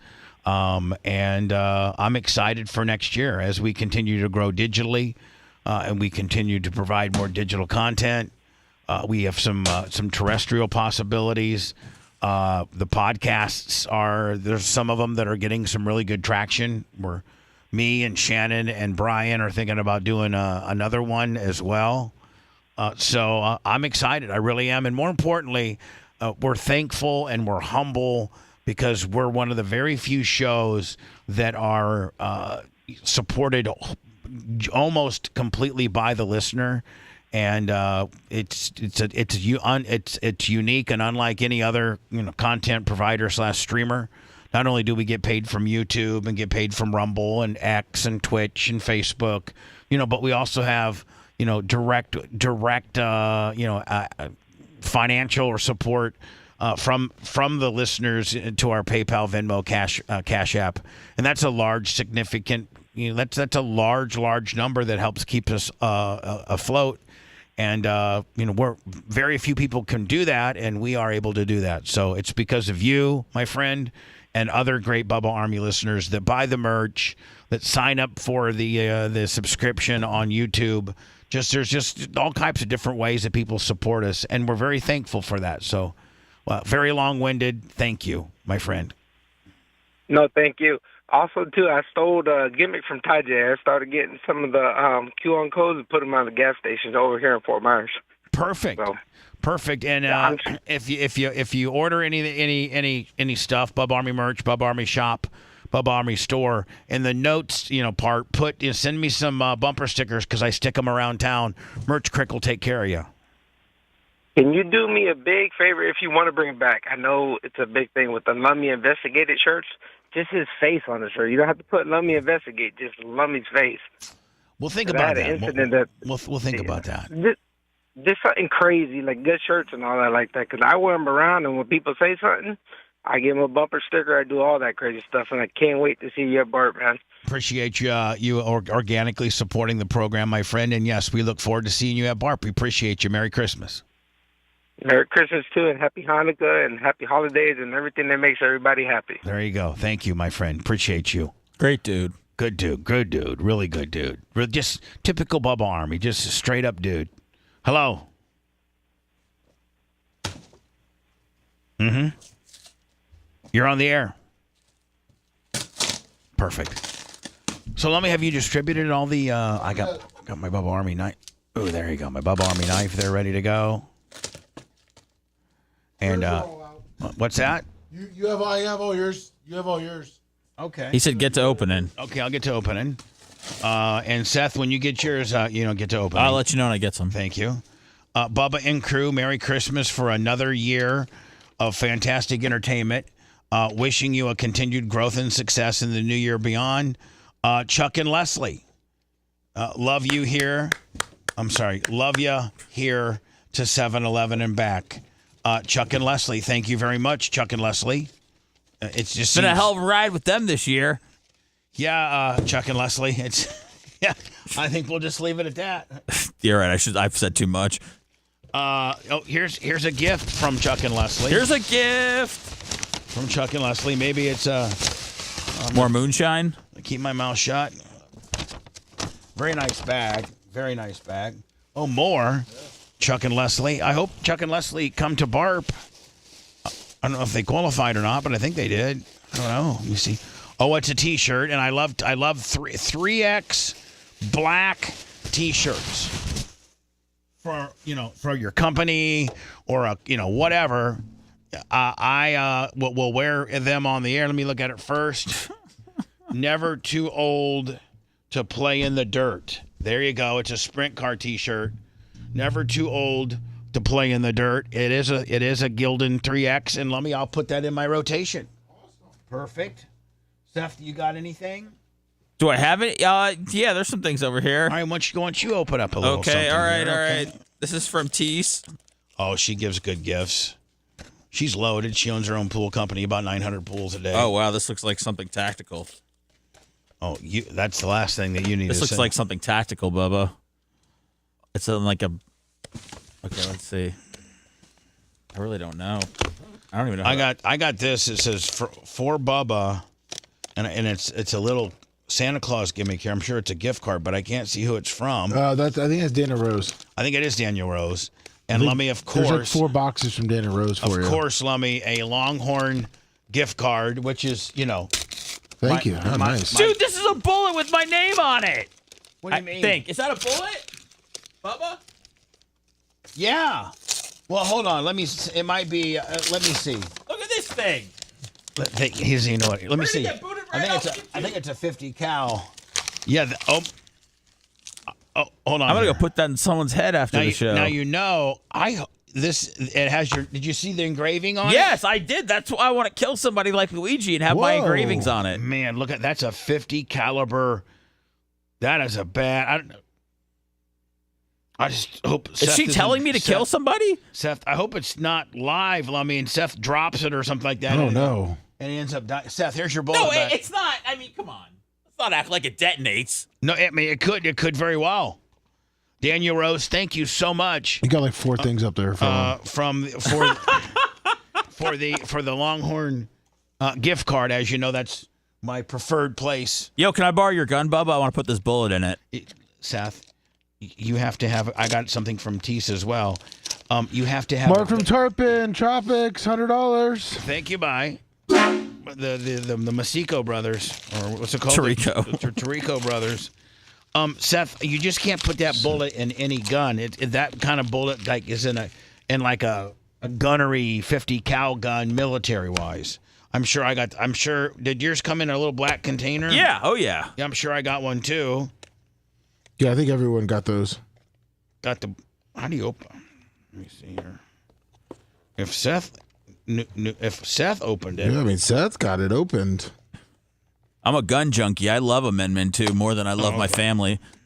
Oh wow. Oh yes, I got a 50 cal Bubba bullet from Tease as well. Merry Christmas, Tease. Thank you, Merry. Happy New Year, and thank you so very much. Oh, I got so many things to open. My Bubba Army knife, Lummy, is coming in very handy. Yeah. This is from Rhett's got 2 Chris. things. Chris. That's Cracker Chris. I got So this is the guy who just called, right? Yeah, Cracker Chris. Rhett, come in here and get your prizes. He's at the middle mic. See, the grumpy old man became a member. Which mic is he at? 3. Seth. Where Brian usually sits, right here in the middle. All right, Rhett, how are you? Dan Seed, how you doing, Bubba? Good know, morning, everybody. I fucked up by not having your mic on during Ty J because you probably knew most of what we were talking about. No, I was just listening, man. It was cool It was hearing good stories, wasn't it? I got it together. I got it together. Look, gift. Bubba Clem, Santa hat, elf gimmick. Well, what do you say, Seth? I'm sorry. No, Chuck and Leslie got Brian and I. It looks like a together gift where there's a fidget toy that might be for Brian, and then there's a terrible towel. Obviously, I've adopted the Steelers because I love Justin Fields, so I'm assuming that's where each one of those goes. Thank you. I got pens. Thank you, Chuck and Leslie.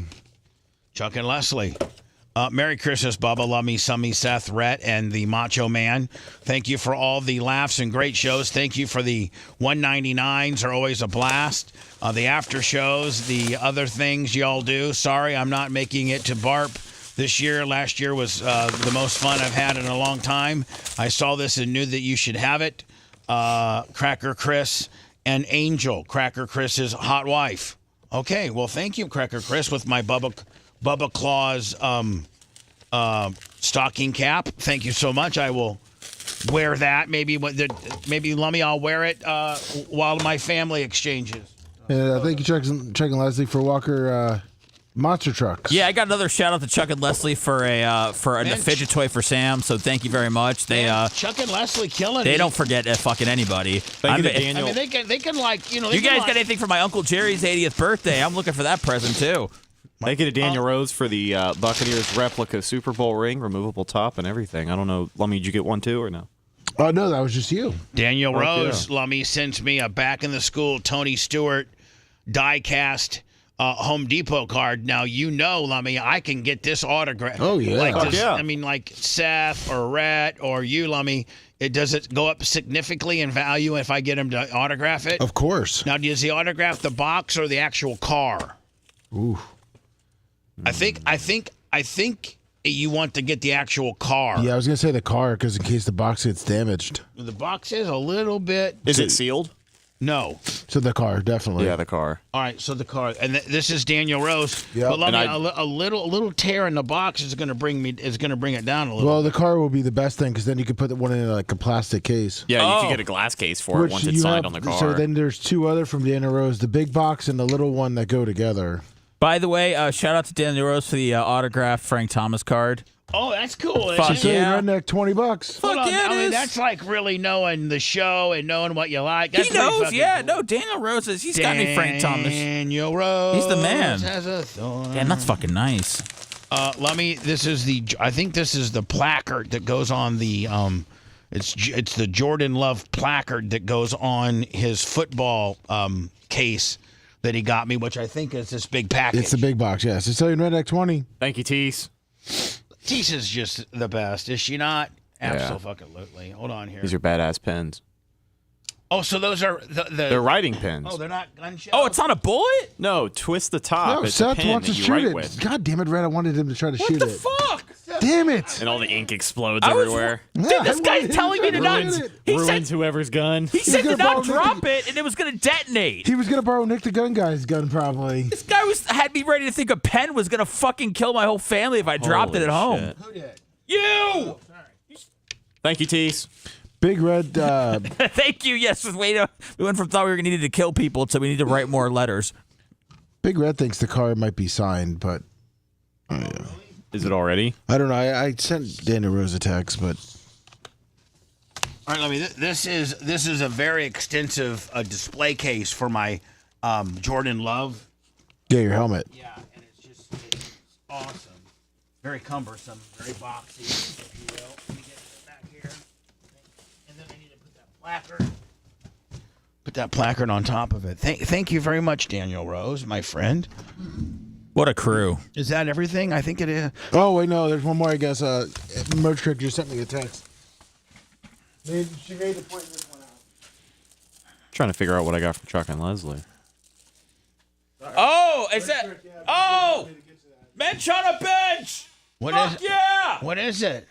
It's like an elf on the shelf for Jewish kids. Is that for Sammy? I don't know. Yeah, I would assume so. Yeah, I mean, yeah. You're not going to play with Minch on a bench, are you? Well, I move the bench. The bench moves around.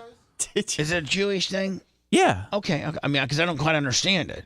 Yeah, I'm Sicilian redneck, $20 on the super chat. Thank you so very much. What's wrong, Lemmy? He just fucked Lemmy up. He was back there by the horn. Oh shit. Lemmy, stop fucking superselling. I'm way back by the horn. I was on the ground. He had a late night. You were down by the horn and right. Yeah, because I was picking up the Stream Guys packets of food. I love that. Oh, it's food? Yeah, so. they sent like hot sauce and shit. All the bottles were broken last year, if I remember correctly. They were. They sent like 3 bottles of hot sauce, and they were all broken. So Pickled relish and something else. This is from Stream Guys. Thank you, Chuck and Leslie, for the one hitter in the wooden case. This is awesome. Oh yeah, so very well. They know. Is that called a dugout? Yeah. Yeah. That's the old school. That's the government name. And that's probably you use that sort of thing, don't you? Bud? Yeah, absolutely. Yeah, a dugout. When I first started smoking weed, all the old guys had one of those. Had the dugouts. Yeah. I was like, what the fuck's going on here, man? Got Put the me bowl in your pocket. Got me a dugout. See this very nice card. Chuck and Leslie Hand stepped signed up. by everybody. They love us still, even though they like other people too. That's okay. You can like too. Hello. You cock! Fuck the Jews! Fuck the Jews! Fucking cock! I hope that guy really feels better after he says those disrespectful things to us and Seth. It really, really, really is concerning that that's your big high spot for the day. Do you go back and report to whoever you report about, I was able to prank Bubba yet again? Group loves $20. Thank you. Let me, do you have it? Is this all the Stream Guys? This is what the Stream Guys sent us? Yeah, some hot sauce. It looks like a JBL Stream Guy speaker. Okay. Wow. And some coffee. What's the speaker for? It's like a belt clip. You can belt clip it to your pants and walk around. Perfect. All of you guys can figure out who gets what on that particular deal, if you'd like. I'm not really interested in any hot sauces or a clippable speaker on my belt. I don't wear a belt. So just make sure when everybody leaves today, that you take your gifts with you and that you try to tidy up your personal area. Lummy, might be a good time for us to maybe take the trash out. Of course. Get everything all ready, because we're literally not going to be back for 2 weeks. Like, literally. I don't know. Is Macho Man have plans? I know he might have. Does anybody have plans on coming back to the studio? I do for the goats. Okay, for the goats. What's that, Rat? I'm going to have to later to get my car. I'm parking here to go to the Gator game. Oh, okay. If that's okay. I think Colton and Tuttle were also going to park here. I don't know if they ran that by you. You guys know that's fine. We're gonna fuck Thank you. We're gonna fuck the green wave up, aren't we? Are we playing Tulane? Yes. Okay. Yeah. Okay. If I didn't get so much heat last time I took some people to the game of the golf cart. I let you guys take the golf cart, but it's a heat getter. The cops. If you want me to, I'll take a video of every fucking golf cart I see toting people around up there today, and I'll send it to you. Is it today? Yeah, the game's today at 3:30. Yeah, okay. It's the traffic is already off the chain. The Gasparilla Bowl. Now, how are you guys getting there? We are going to ride over and meet the guy to pick up our tickets. Bubba's Cankles got us our tickets. Shout out to Bubba's Cankles. Jason, thank you very much, man. We're excited to be going to the game with him. And we're going to meet up with him, probably pick up our tickets before the game, and then we're going to take one car, go find a house to park at over there, and then just save money. If we split it 3 ways, $10 to park isn't too bad. Right, so all meet here, park here, take one car over, find, what can you, $30-$40 for a house? I feel like probably $20 for this game. You don't think they'll upcharge for a college football game? Gators fans travel? No, you're probably right. I'm thinking 20. like $30 top dollar. Maybe for next week's game, Alabama, Michigan. Yeah. Who's playing it today? Today it is Florida Gators and Tulane Green Wave. Oh, okay. The Gasparilla Bowl. Next weekend it'll be Michigan, Alabama. Next weekend I think it'll be packed. Yeah. I mean, it'll sell out. Mm-hmm. Did this sell out? I got to think. Gator fans travel. I mean, we're only 70. We're only 100 miles from Gainesville. I don't know if it's sold out, but I got to imagine it's going to be pretty close. Right.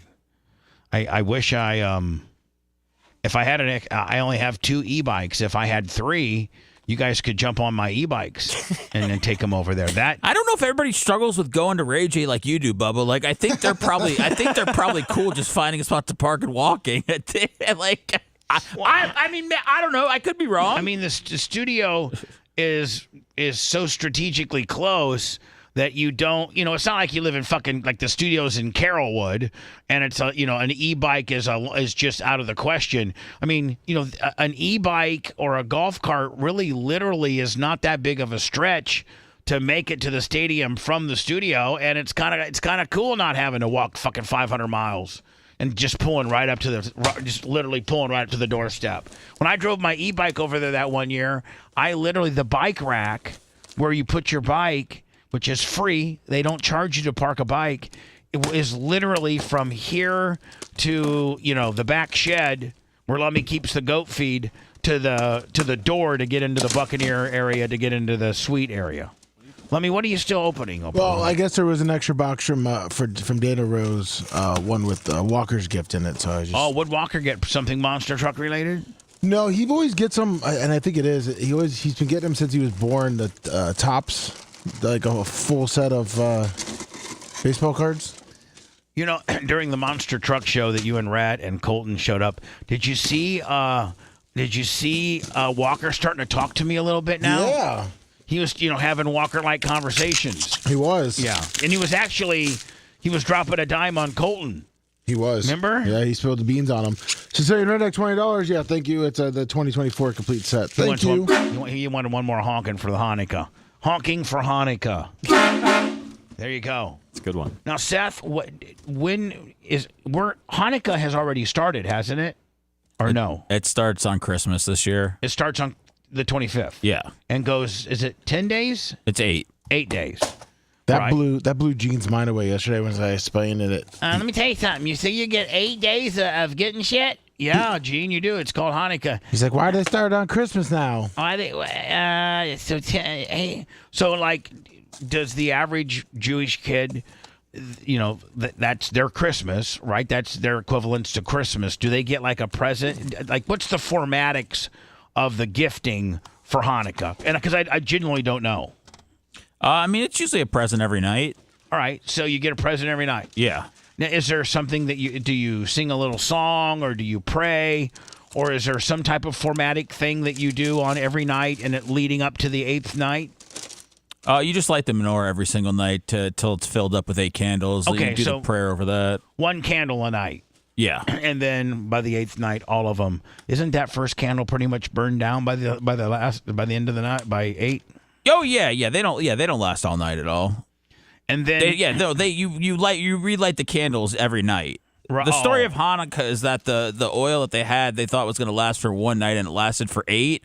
But obviously, we don't keep the candles going for a week straight. Right. So you light them, let them run for a couple hours, and you blow them out. And then for the third night, you'll light 2, and then you'll do the third lighting. Let it hang.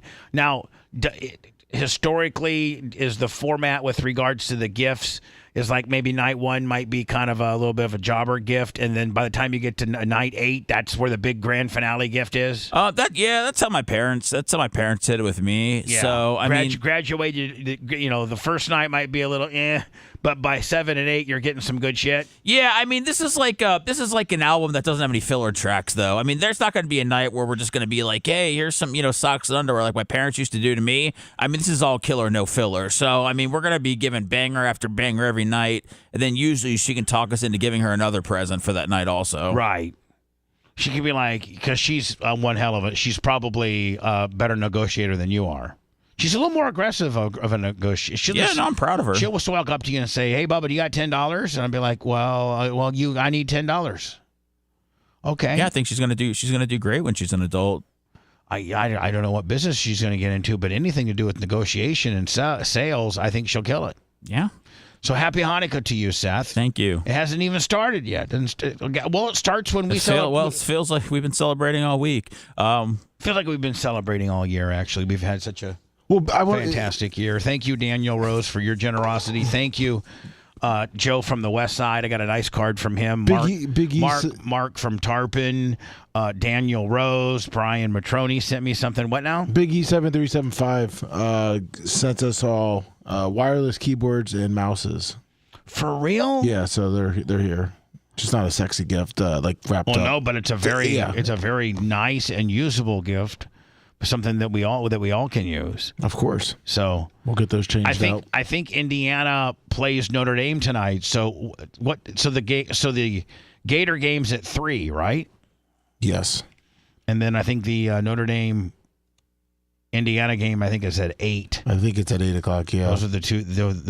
And that's actually the first round of the playoffs, is it not? Sure is. Is there any other games that play? I think they did all the rest of them on Saturday. Yes, they're all tomorrow.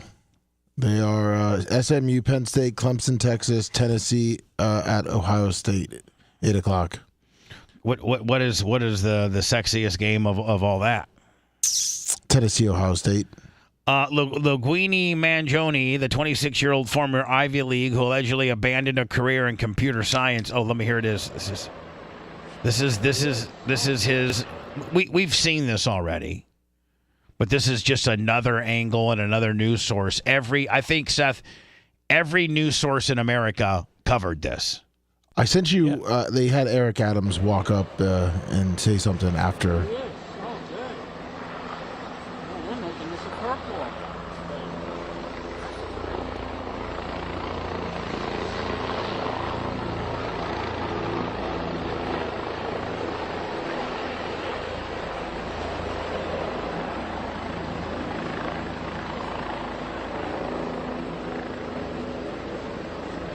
Like, this guy needs that much protection.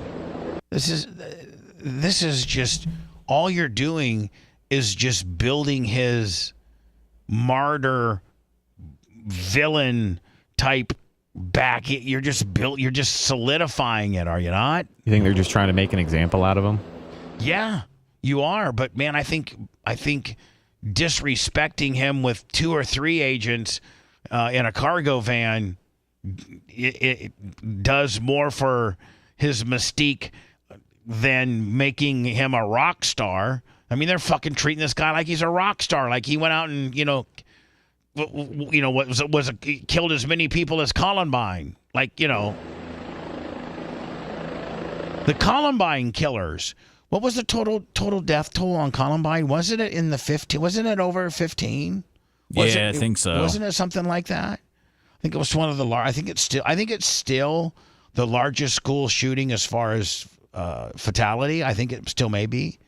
And they didn't parade those fucking gothed out weirdos with. But this guy made him look stupid. If this is all about their damaged egos, because this guy fucking rode out on a Huffy and hopped on the city bus to fly in out of fucking town. I mean, if he made them look stupid, this is definitely part of it. You're right. Well, the Columbine kids died though.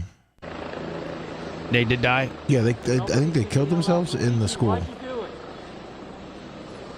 Right here. I think this is some press yelling out some type of question. Nobody can yell out, Luigi, why'd you do it?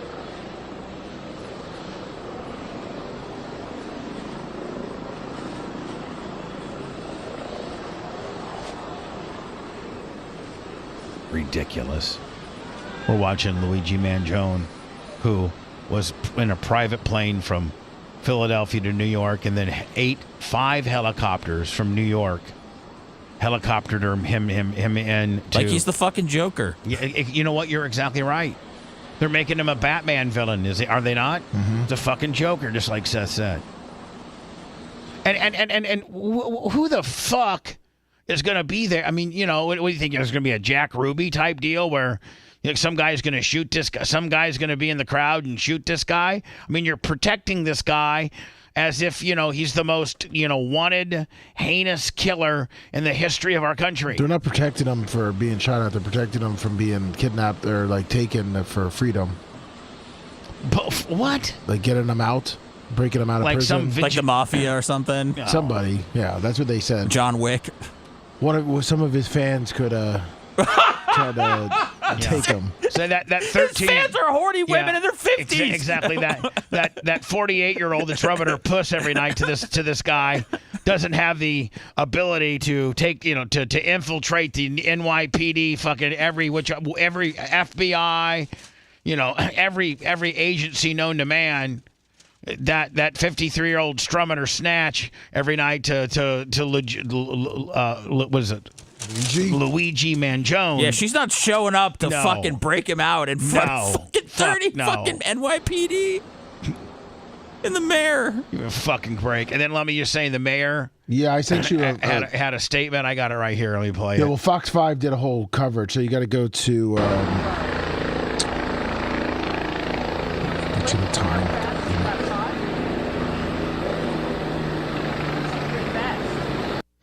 23:30. I just want to watch what we didn't see.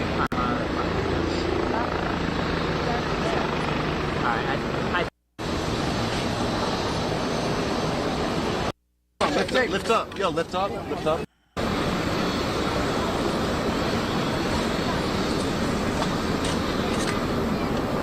They put him in that van. Yeah. All they had to do, Lummy, is send that van to Pennsylvania, right? Yep. With maybe a vehicle in front and a vehicle in back. Kind of like they have. Right. And you got a couple agents in each vehicle. And then in this vehicle where Luigi is, you got a driver, you got a guy in front of Luigi, and you got a guy in back of Luigi. Do they think 3 cops in there? Do they think that Luigi was hired by somebody? Like, I don't know. It certainly looks like that. Like that someone was going to come get Luigi because they paid him and they don't want, you know, they don't want any interference during the transfer. I mean, it's clear to me that he acted alone. I know a lot of people don't feel that way, but I just did. There has to be a reason other than them getting embarrassed the first time around, for doing it this way.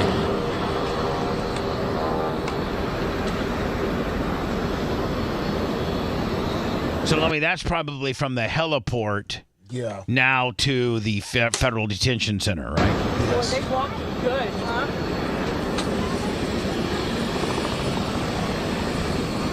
They let everybody see him. They walked him good. They walked him good, they're saying, meaning like they perp walked the fuck out of this guy. And these tourists? I mean, they perp walked the fuck out of this guy. You're saying 23:30. He walks up.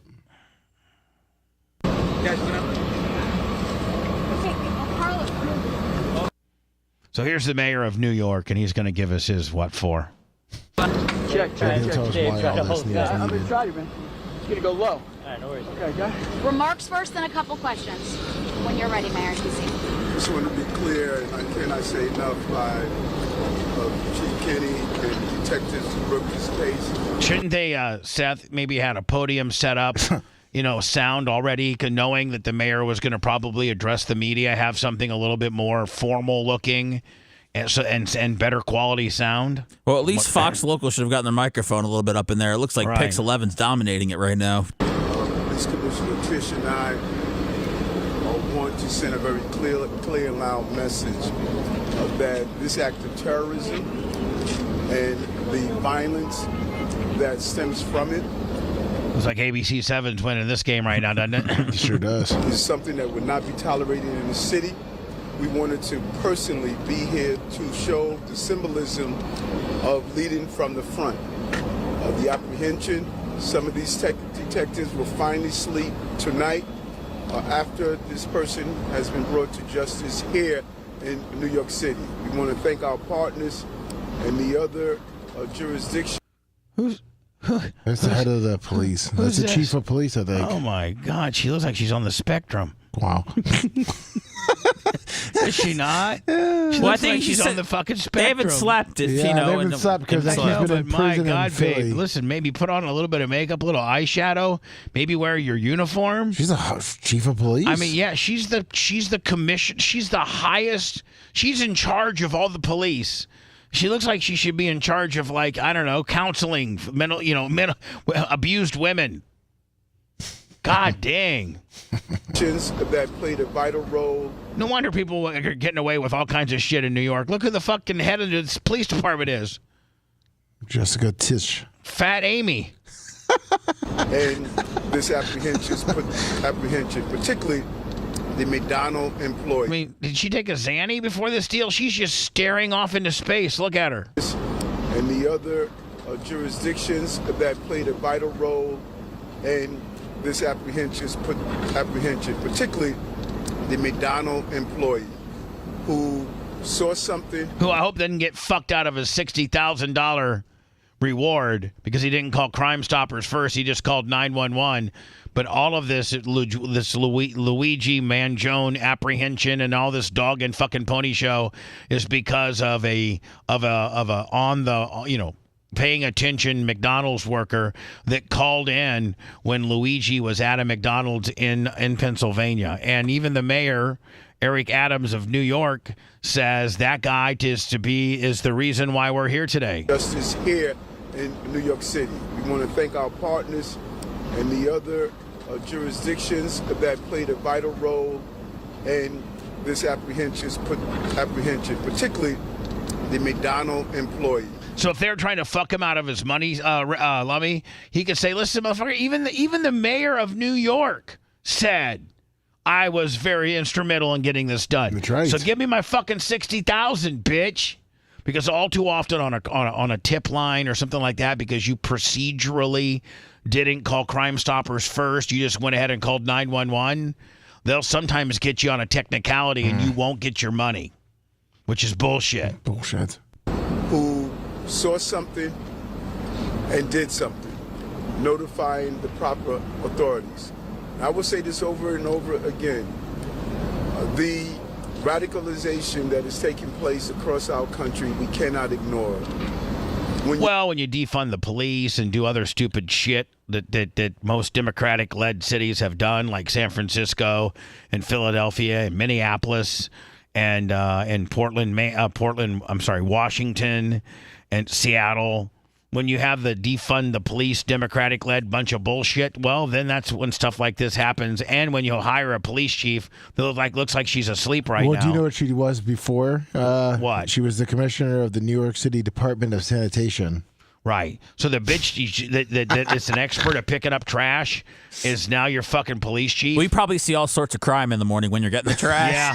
So you probably know where it's all happening. You might have just trumped my shit on that one. You're right. She's like, listen, you know what? 4 a.m, I see what really's going on around here. I can really. we know what alleys that you guys are in. She's a Harvard grad, so she's... When you're collecting the trash at 4 a.m, you see what the fuck's going on. Touche. You see an incident that took place on our streets, when you witness a shooting that took place on a school campus by now a young girl. It is the continuation of our young people are crying out for help. And we have an obligation not only to make apprehensions after an incident of this magnitude, but to do far more to prevent it. We'll open up for a few questions. Time for a few questions. Dean, go first. Mr. Mayor, what does this mean for the investigation that he's back in New York? He will be arraigned today on his indictment for the killing of Brian Thompson, CEO of United Healthcare, and he'll be arraigned in federal court. Any other questions? What do you want to say, Mayor, about the supporters of Luigi, wearing Luigi costumes, supporters of Luigi across the country? The beauty of this country is that you have the right to protest the right. And those who are protesting when someone used violence to solve a problem, we saw that on the school ground as well. It sends the wrong message. That helicopter they fucking hired is now leaving, Lummy, right during the press conference. A person that uses a gun to solve a concern, if it's on a school campus or on our streets, there are mechanisms in this country. And the guy's right. Get the fuck out of here. I'm sure your insurance is working just fine, Mayor. How to organize on those issues of concern. We saw young people who were tired of shootings on school ground. They organized and pushed Congress to do weapon bans. That is how we do it here. We don't use a gun. And anyone that celebrates that. This is a joke. If you're Why is he bringing school shootings in? School shootings haven't stopped. If you're the handler, you're gonna be like, let's tell the helicopters to leave after the fucking mayor has had his big press conference, because this is going to be on every network and every rate and every market in the country. So can we, and helicopters are, newsflash, helicopters are loud. Okay, fuckers, keep them down. We don't. 5 minutes of being on the ground isn't going to fuck you up. They're New York City PD helicopters anyway. We're going to restore order to Gotham. And it is sending the wrong message. And you're celebrating using violence to solve an issue. What's his next stop? Where's he going to be? What's his next stop? His next stop, he's going to be taken to the That's Officer Barb Brady from fucking South Park all day, is it not? federal building at 290 Broadway for processing by the FBI and the NYPD. Great. Thank you, guys. Thank you. Thank you, everyone. Thank you.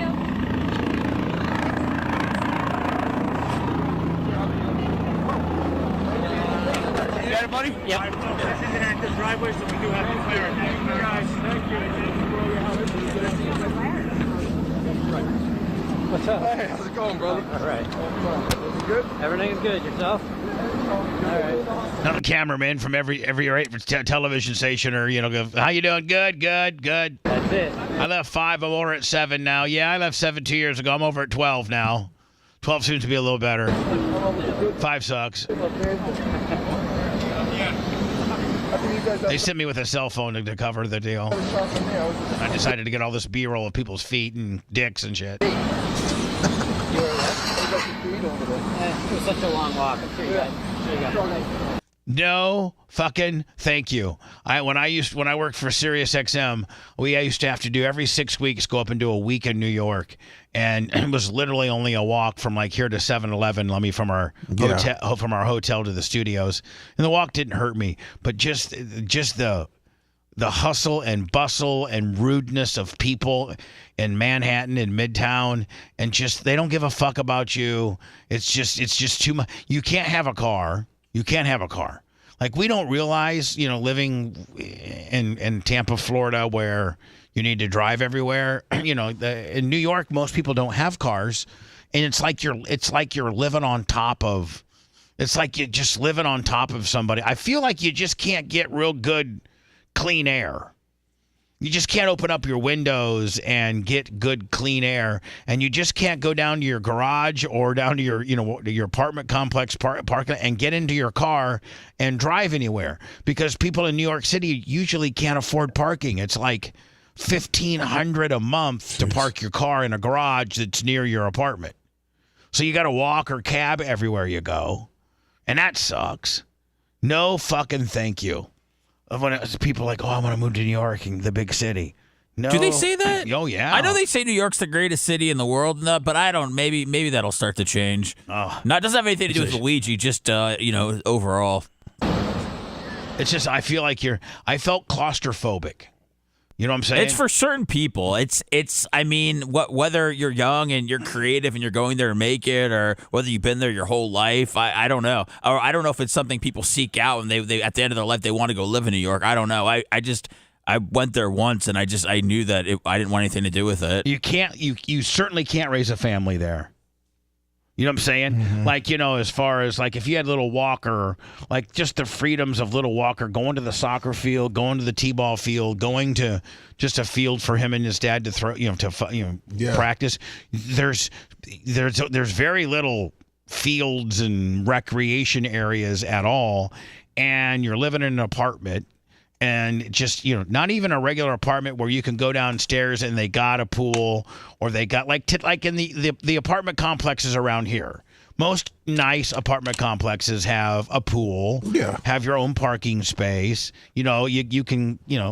You can get out a little bit. But down in New York, man, everybody's just on top of each other. They have block parties, though. I had some family that was in Brooklyn for a while, and they were staying in one of those small shitty apartments. But you weren't inside. Like you would try to avoid being at home as much as you could. And right. So that day they're active. Yeah, so they would just have block parties where people just go out and just hang out there on your stoop. Yeah, exactly. Hello. Bubba. Yes.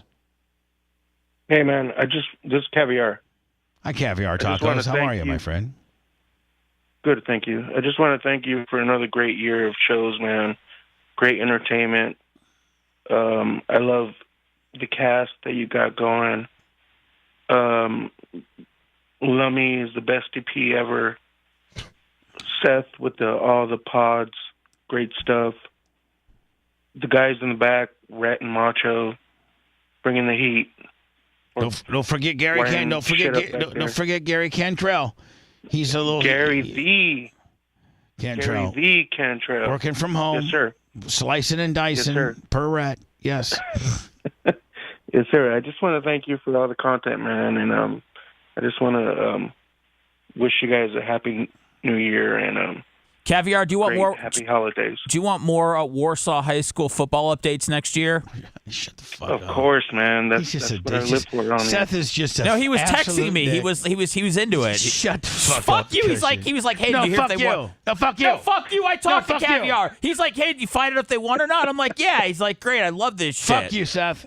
He did, Bubba. He bought a couple Bubba, shirts. Man, let's push the Loner and Stoner shirt, man. I think people would freaking buy that stuff. I got so many different shirts and so many different concepts. I have to have everybody. I will get to that. I promise. Also, I agree with Berto, man. That let me investigate stuff. People love it. Again, that's another shirt. I mean, I'm glad you guys are paying for these fucking shirts. I mean, it cost me a couple $1,000 to, get. Well, they're saying they want some of the characters featured. Some of the characters you've created, Bubba. All right, buddy. Neil Mount Plaisir, 75. He's Donald All Trump right, Bubba, I'll doubling let you down. go, man. But again, he's Donald. Thank you for all the content, man, and lots of love and. Hey, thank you, man. You do a lot of work for us too. When you create you graphics really and everything. So thank you. You know, JC, we love the hell out of you and all that you do for us behind the scenes and things like that. We're just as appreciative for what you do for us, my friend, and you do a lot of great things for us. So thank you. Thank you. Thank you, sir. I'm here for you, man. Okay. Merry Christmas, bud. Go Lions. Go Lions. Lummy, does it look like the Hawk Tua bitch might get in trouble? That's the way it's looking. People are going to start suing her. The murky group behind Hawk Tua's girl, Haley Welch's meme coin. They're setting up the perp walk for her in New York today. Oh, yeah, they're picking her up on a helicopter. Yeah, they're just getting everybody. Which crashed hours after its launch, was sued by investors for failing to register the cryptocurrency, according to court records filed Thursday. The coin was inspired by Welch, age 22, who shot to internet fame earlier this year after making a raunchy comment during a TikTok video that went viral. She has since capitalized on her newfound fame with custom merchandise and a podcast called Talk Tua. The lawsuit alleges that the Cayman Island-based sellers, as well as the promoters behind the $Hawk token, was used Welch's fame and falsely promote the meme coin as a registered security. Welch, which had allegedly plugged the meme coin launch on her podcast and to her nearly 2.6 million Instagram followers. She looks kind of cute there. I'm way over the bitch. She released a statement. She's finally appeared. She released a statement at 10 this morning. I sent you. Really? Oh, really? Yeah. Okay, here we go. Hold on. First statement in weeks. Okay, I take this situation. So this is at 10:07. So this is literally 2 hours ago. Nice find, Lummy. Thank you. God, it's already got 2.6 million views. It says this is on her ex, correct? Yes. I take this situation extremely seriously and want to address my fans. Okay, now she's got fans. Oh, she's got a ton of them, Bubba. The investors who have been affected and the broader community, I am fully cooperating with and committed to assisting the legal team representing the individuals impacted, as well as to help uncover the truth, hold the responsible parties accountable, and resolve this matter. If you've experienced losses related to this, please contact Berwick Law using the link below. So they the first comment was nice copy and paste from your attorneys. Very genuine and sincere. Well, yeah. I think she's sidestepping that she was responsible for any of this because she wants to help the victims and to find out how this happened. Right. Which is interesting. Well, I mean, that she probably has to take that stance or she's going to be locked up. Yeah, I doubt that she was the mastermind behind this at all, but you got to be a little careful when people are using your real name and your likeness. I mean, I also don't necessarily feel sorry for people that invest in Hawk2A meme coins. It's really, I think those people are at fault as well. I think that there are a few cryptocurrencies that have proven themselves over the years, Lummy. Bitcoin, Ethereum, and is Doge still a thing? Yes, it is. All right, so you got a couple, two or three that have been around for a while that looks like they're going to be around for as long as this cryptocurrency continues to grow. I know. I think what's Bitcoin now? 100, over 100 grand. No, it dropped. It's dropped since the feds came out. I think it's like 90. I want to say it's 98. What'd the Fed say? Oh, they just weren't going to cut the rates as much as they thought, so it killed the stock market and killed some cryptocurrency. Okay. Well, yeah. I know that I saw it hit like 109 last week or something. Yeah, it's at 96 now. So she's got to take this. I'm going to work with probably, I'm assuming, the SEC. The people that are investigating her probably are the FBI, the SEC. I mean, I think she has to take that. I'm going to cooperate with these people, or she's going to. And she very well might end up being, in trouble, right? Yeah, I think she's done though. You think she's done like creating content and all that? Yeah, I think she's done. I think that this was the fuck up that maybe woke people up as to how fucking stupid she is and how much of a grifter / money grab. People may call us that, Lummy, but we're at least long term. We've been doing this for, a long time. Yeah, you just didn't say, Hawk2A on some guy's cock. Yeah, I mean, listen, I've done some shady ass shit, but I haven't said, my special sexual technique. Listen, I've said that my 2-fingered cul-de-sac technique to make a girl squirt, which you can actually Google 2-fingered cul-de-sac Jones, and it'll come back referencing me as a sexual technique that I invented or made famous to make a girl squirt. That's right. I didn't ask you to buy a fucking cryptocurrency coin called the 2-fingered Willie. Sean P. Diddy Combs has been granted daily access to a laptop in jail.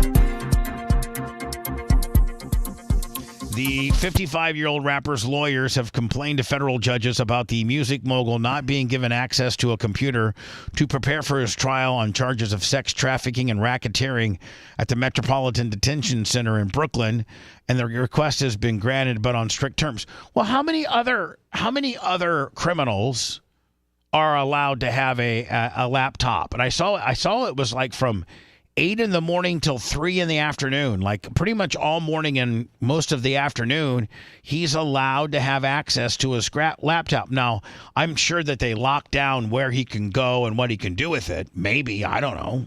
Think he's going to Pornhub?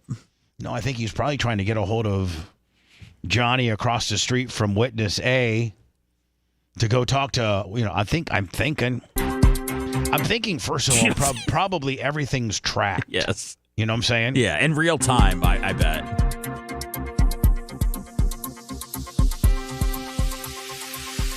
The MDC is ordered to give. I was pretty much correct on that. You were. To give the defendant access to the Discovery laptop 7 days per week, 8 a.m. to 3:30 p.m., and this can be in his unit visiting room or in his unit's VTC room.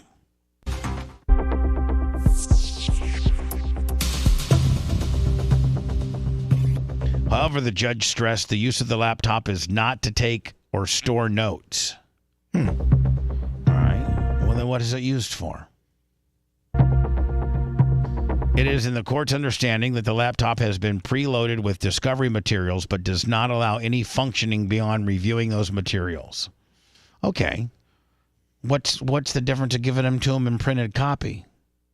Right? Yeah, that makes Maybe sense.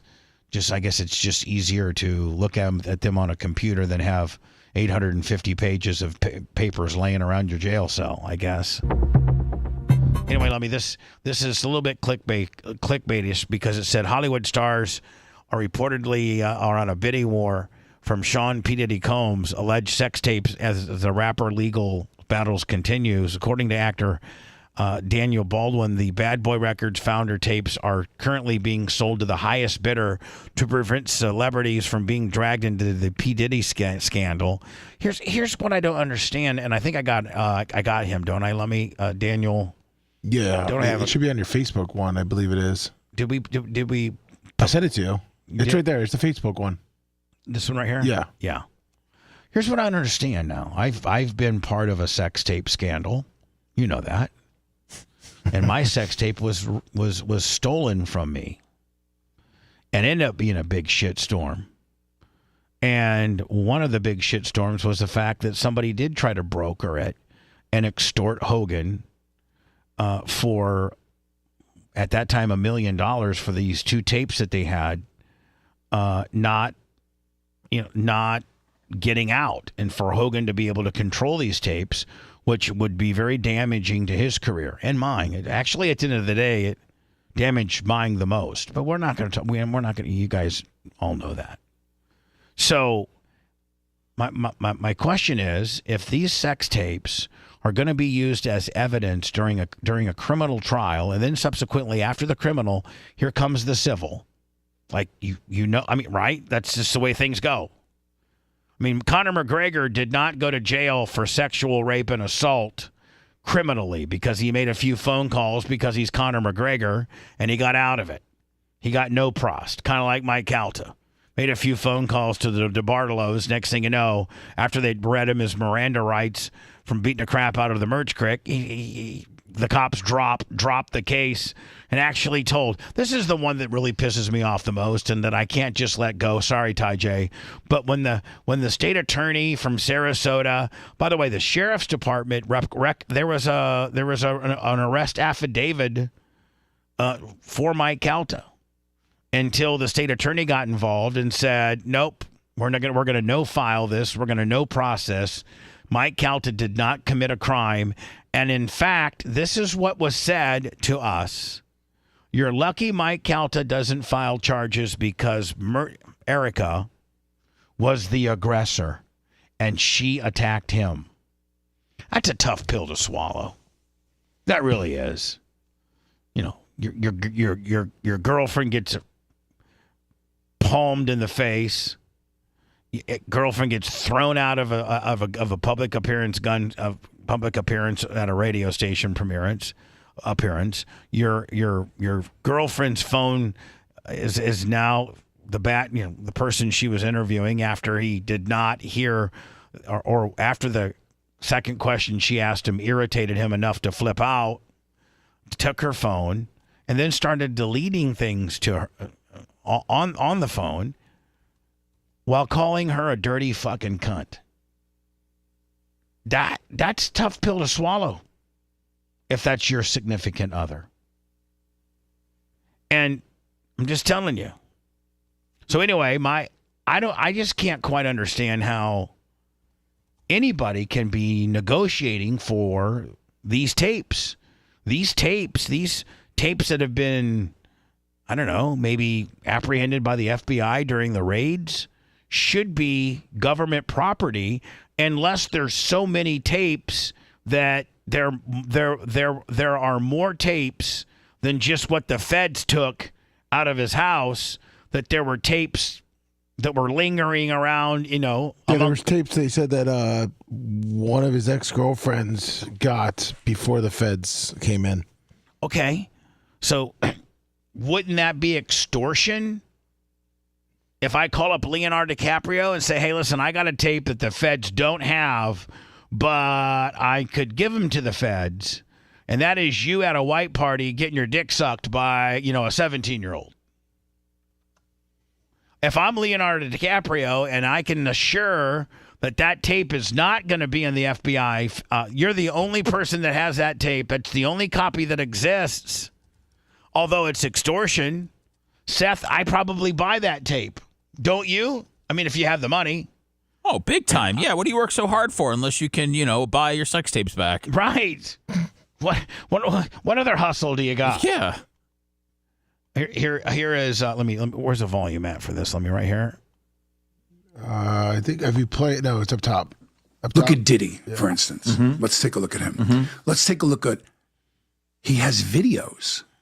He has videos of the parties. Now, what I've heard, which I don't know how much of it is in mainstream media, I don't really follow the story that much, but what I've heard from friends that are attorneys, friends of mine that have represented me before, agents and so on, is there's a bidding war going on right now. They're driving that price up because if you want your client and your famous actor to not be involved, or famous singer to not come out, here's the price. And that they're just selling to the individuals that are in those. This is what I heard. Look at Diddy, for instance. And so to me, man, how are the feds not getting in touch with the people that are trying to broker this and getting them in trouble? Horrified about the potential release of a Diddy freak-off sex tape that's allegedly being shopped around. The alleged sex tape was first alluded to by the former lawyer of Diddy's accuser, Adria English. Ariel Mitchell Kidd said she was contacted about the sale of one of the Diddy tapes, but didn't reveal who was in the video. I wonder who, Lummy, who's brokering these tapes. I wonder if it's Keith Davis, the guy that brokered, the Hogan sex tape. He brokered the Charlie Sheen. He brokered the Paris Hilton. He brokered the tequila. The guy that brokered the Hogan sex tape his name's Keith Davidson. And if you just do a Google on him, and you can send it to me, Lummy, that's what he's noted for. Keith Davidson, sex tape broker. This would be the biggest sex. I mean, prior to with the Hogan tape probably being his biggest sex tape he ever brokered, this might blow that out of the water. I think this makes the Hogan sex tape look like a popsicle stand. But said Diddy and someone high profile could be seen in the sex tape. In a late September interview on News Nation's Banfield, Mitchell Kidd said she wouldn't reveal who the celeb was, but said the tapes were leaking around Hollywood. Mr. Combs was in the tape. And here's the thing, none of my tapes leaked. Mine were just flat out ripped off by one person. There wasn't leakage. Now, I've been told, rumor has it, don't necessarily know it to be true, but one of the reasons why Cox settled so quickly with Hogan is because Hogan was going to be able to prove that Cox managers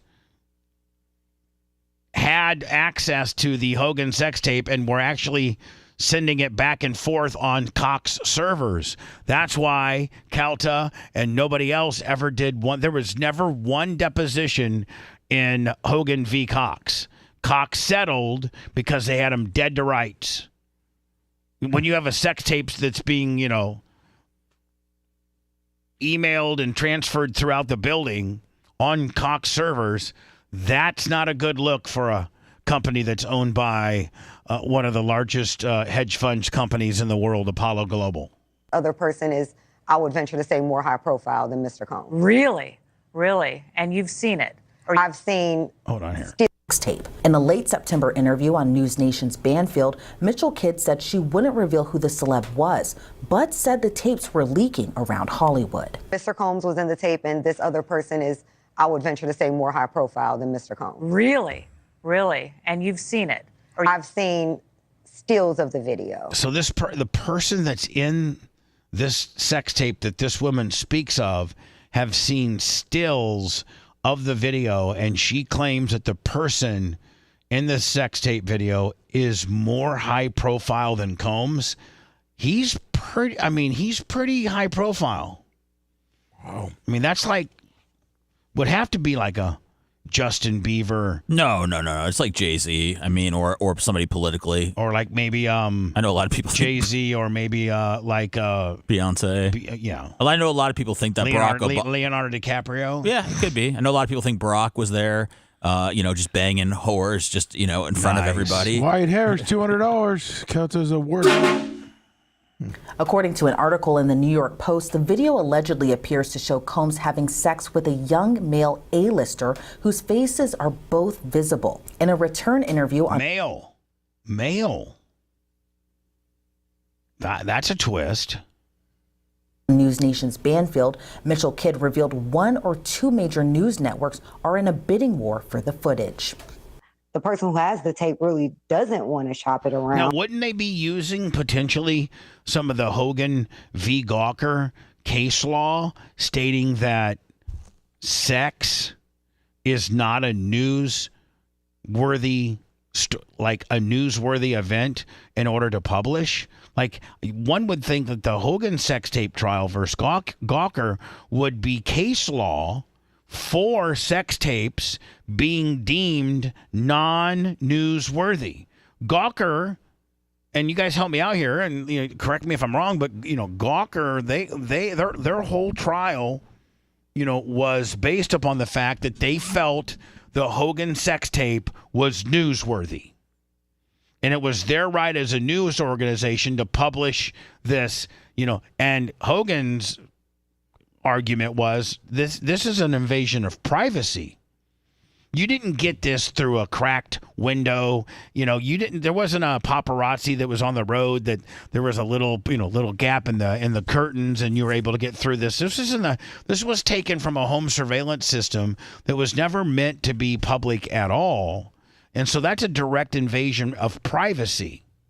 So I would think that, and he won that case soundly and was awarded $141 million. So wouldn't that kind of set precedent, Hogan v. Gawker, that sex tapes are private matters amongst people participating in the act, and that it's not newsworthy, and subsequently you should not be able to publish it as a newsworthy event? Objection, Your Honor. They really want to help. And what's your objection? I don't know. I just wanted to say that. I'm not really sure what the question is, but I feel like with how many layers there were to your scandal, I think multiply that times 100 if we're involving all of these celebrities over the course of years and tapes, and then you're talking about underage trafficking and rape there's Mine a lot. was just Hogan fucking my wife. That seems pretty mundane compared to the salaciousness of this, correct? There's a lot of crimes and a lot of celebrities, in this one. I just had my wife and Hogan. Yes, that's it. yes.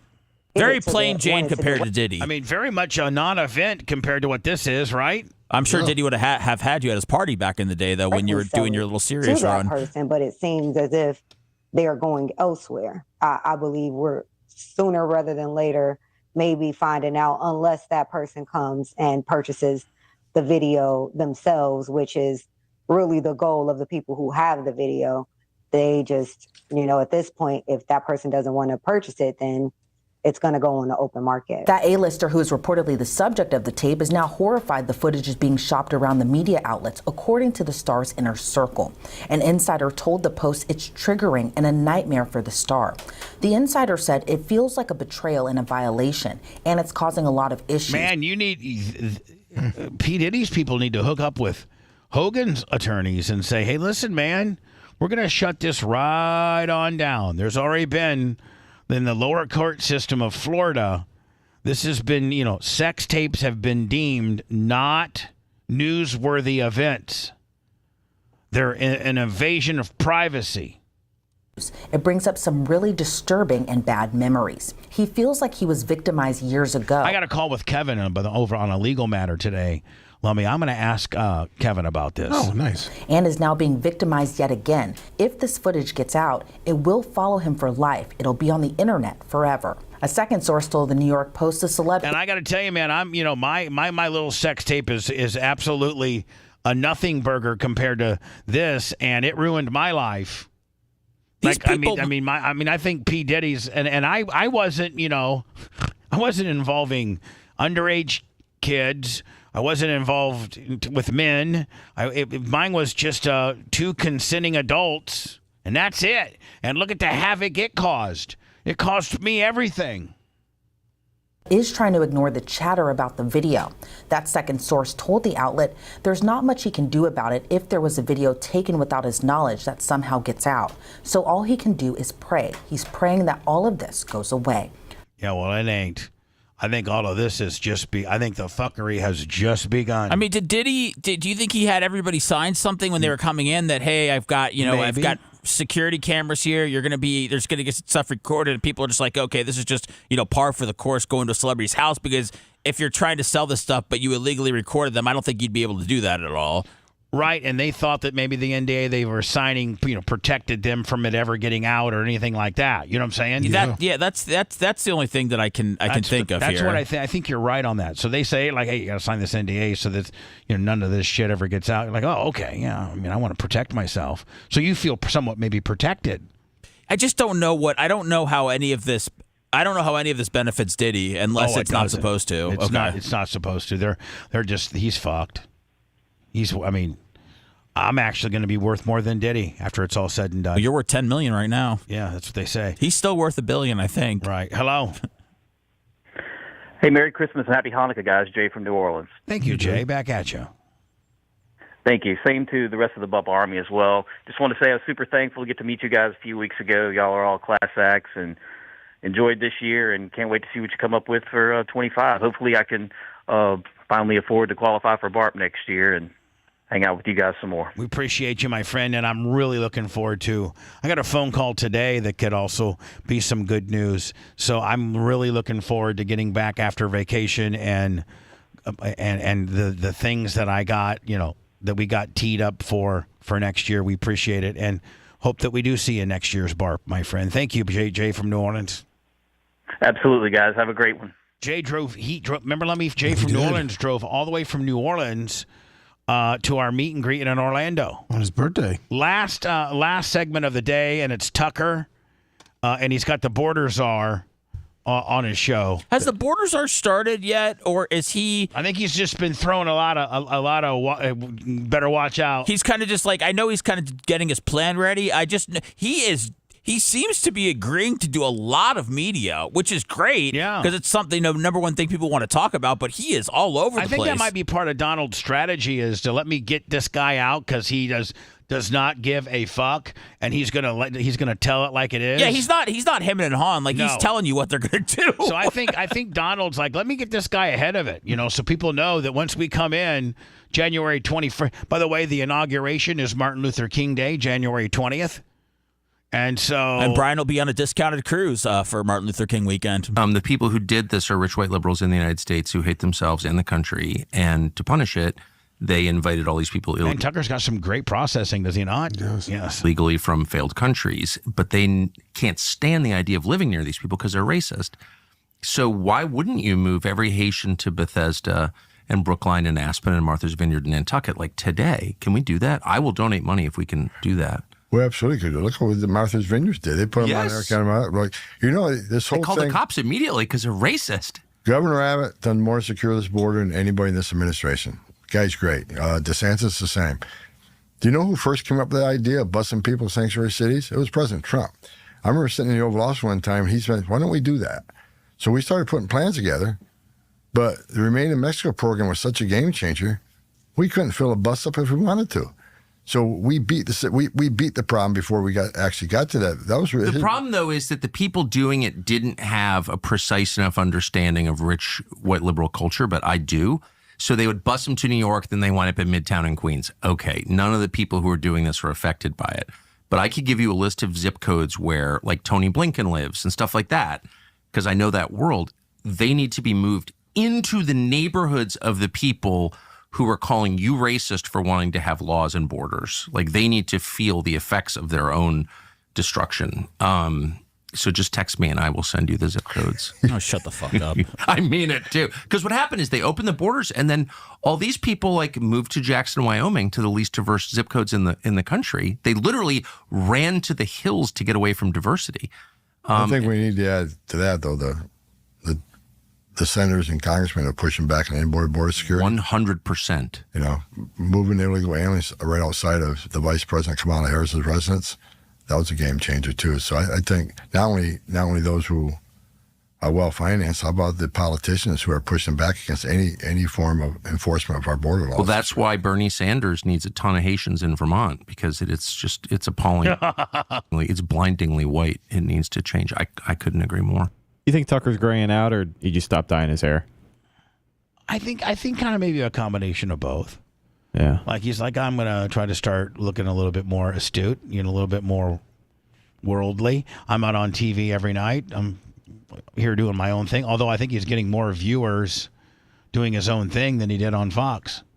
I think on any given night, Lemmy, he'd have 3 or 4 million on Fox, but meanwhile he drops a video on X or on TuckerCarlson.com, and I think he gets 25, 30 million views. Yeah.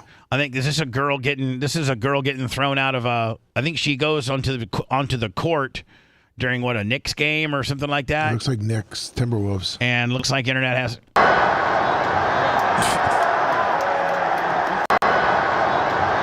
There's 2 of them. There were 2 girls? Oh, yeah. There's one being Yeah, they're dragged right. off. There's one on the far side too.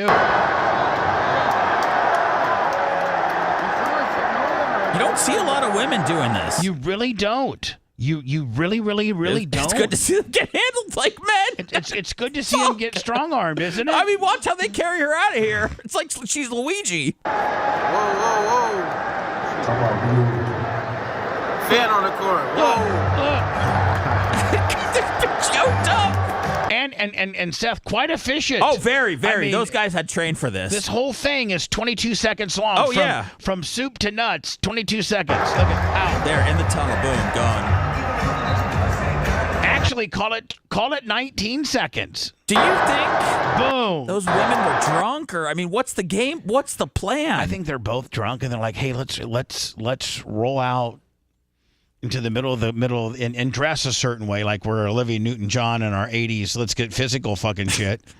And let's go out here and and make a scene." I just don't know how far that one girl in the orange shorts thought she was going to get. Well, the one girl didn't get even past. Got 2 steps and she got tackled.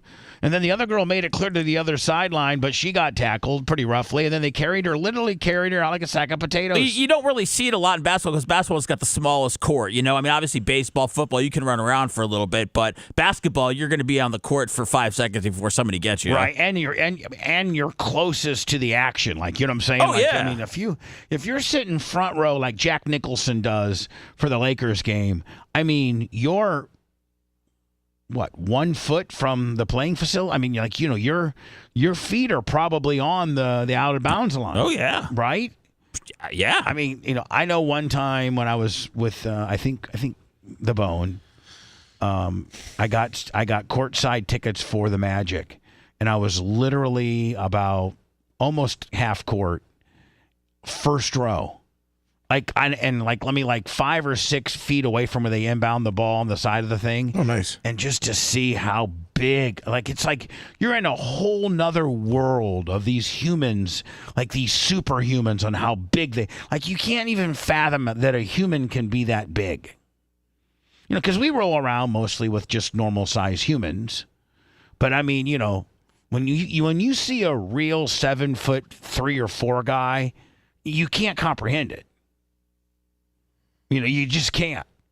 But it was really I don't know that many people will have an opportunity to be front row at an NBA game, but my God, it's something that you'll never forget. Well, guys, I think we're done. 3 straight hours. Any parting words before we come back on the 2nd of January? Any parting words? I like to first, as the boss or as the leader of this little soiree, I'd like to thank each and every one of you. Macho Man, I'm so happy with what you're doing and how you're doing and just your projects you got going on. Rhett, I'm really, really happy with you and Gary and our reels and just our YouTube world. It's as profitable as it's ever been. So thank you for that. Merry Christmas to you. Lummy, I love the hell out of you. Oh, love you too. Lummy, Merch Crick wanted to know if you could carry up a few boxes today. Yeah, if I can get out of here quick, yeah, that's no problem. Oh, you got to. I got to get to a recital for Walker. What time? I got to be there by 2:30. Oh, okay. But I'll run those up if you could. Yeah. Thank you. He'll only remember you missing that for the rest of his life, Lummy. I know. Thanks. Lummy, are you happy, Lummy? Are you happy with where we're, Yeah, no, I just was saying if I could get on those boxes as soon as possible. All right, perfect. and then Seth, I went over to you. I want to thank you for your brilliance. I want to thank you for your quirkiness. I want to thank you for your dedication to the product and to you going way up and beyond on all types of different things. I think you've really got a great handle on our podcast. I'm excited about things for that. And I appreciate you, my friend, and happy Hanukkah, Merry Christmas, happy holidays. Thank you. I appreciate you letting me work here and for helping me out when times were tough this year. And more importantly, to the Bubba Army, we could not be here without you. You single-handedly fund our existence through being a subscriber and getting a notification on YouTube, which is free, but it helps keeps our numbers up with pre-rolls and things like that. So thank you to everybody, and we're officially closing out 2024. And when you see us again, it'll be a whole new year. And I got 2 things, maybe 3 that I'm working on with 2025. If you know the show, you probably know what they are. And I'm just so excited for what we're going to do in 2025. Appreciate everybody. Whatever your religious gig is, Hanukkah, Kwanzaa, Christmas. Jehovah's Witness. Merry Christmas, happy holidays, happy Hanukkah. Love you guys all more than you could ever fathom. Appreciate you. Have a great holiday.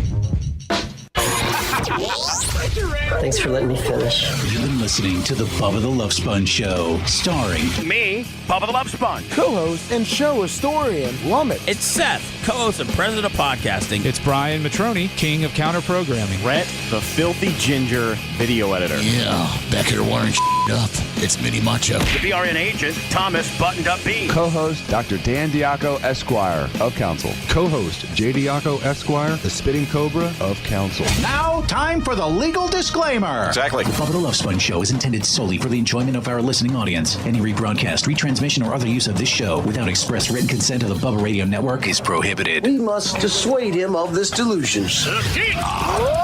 Until next time, always remember. I'll repeat hello.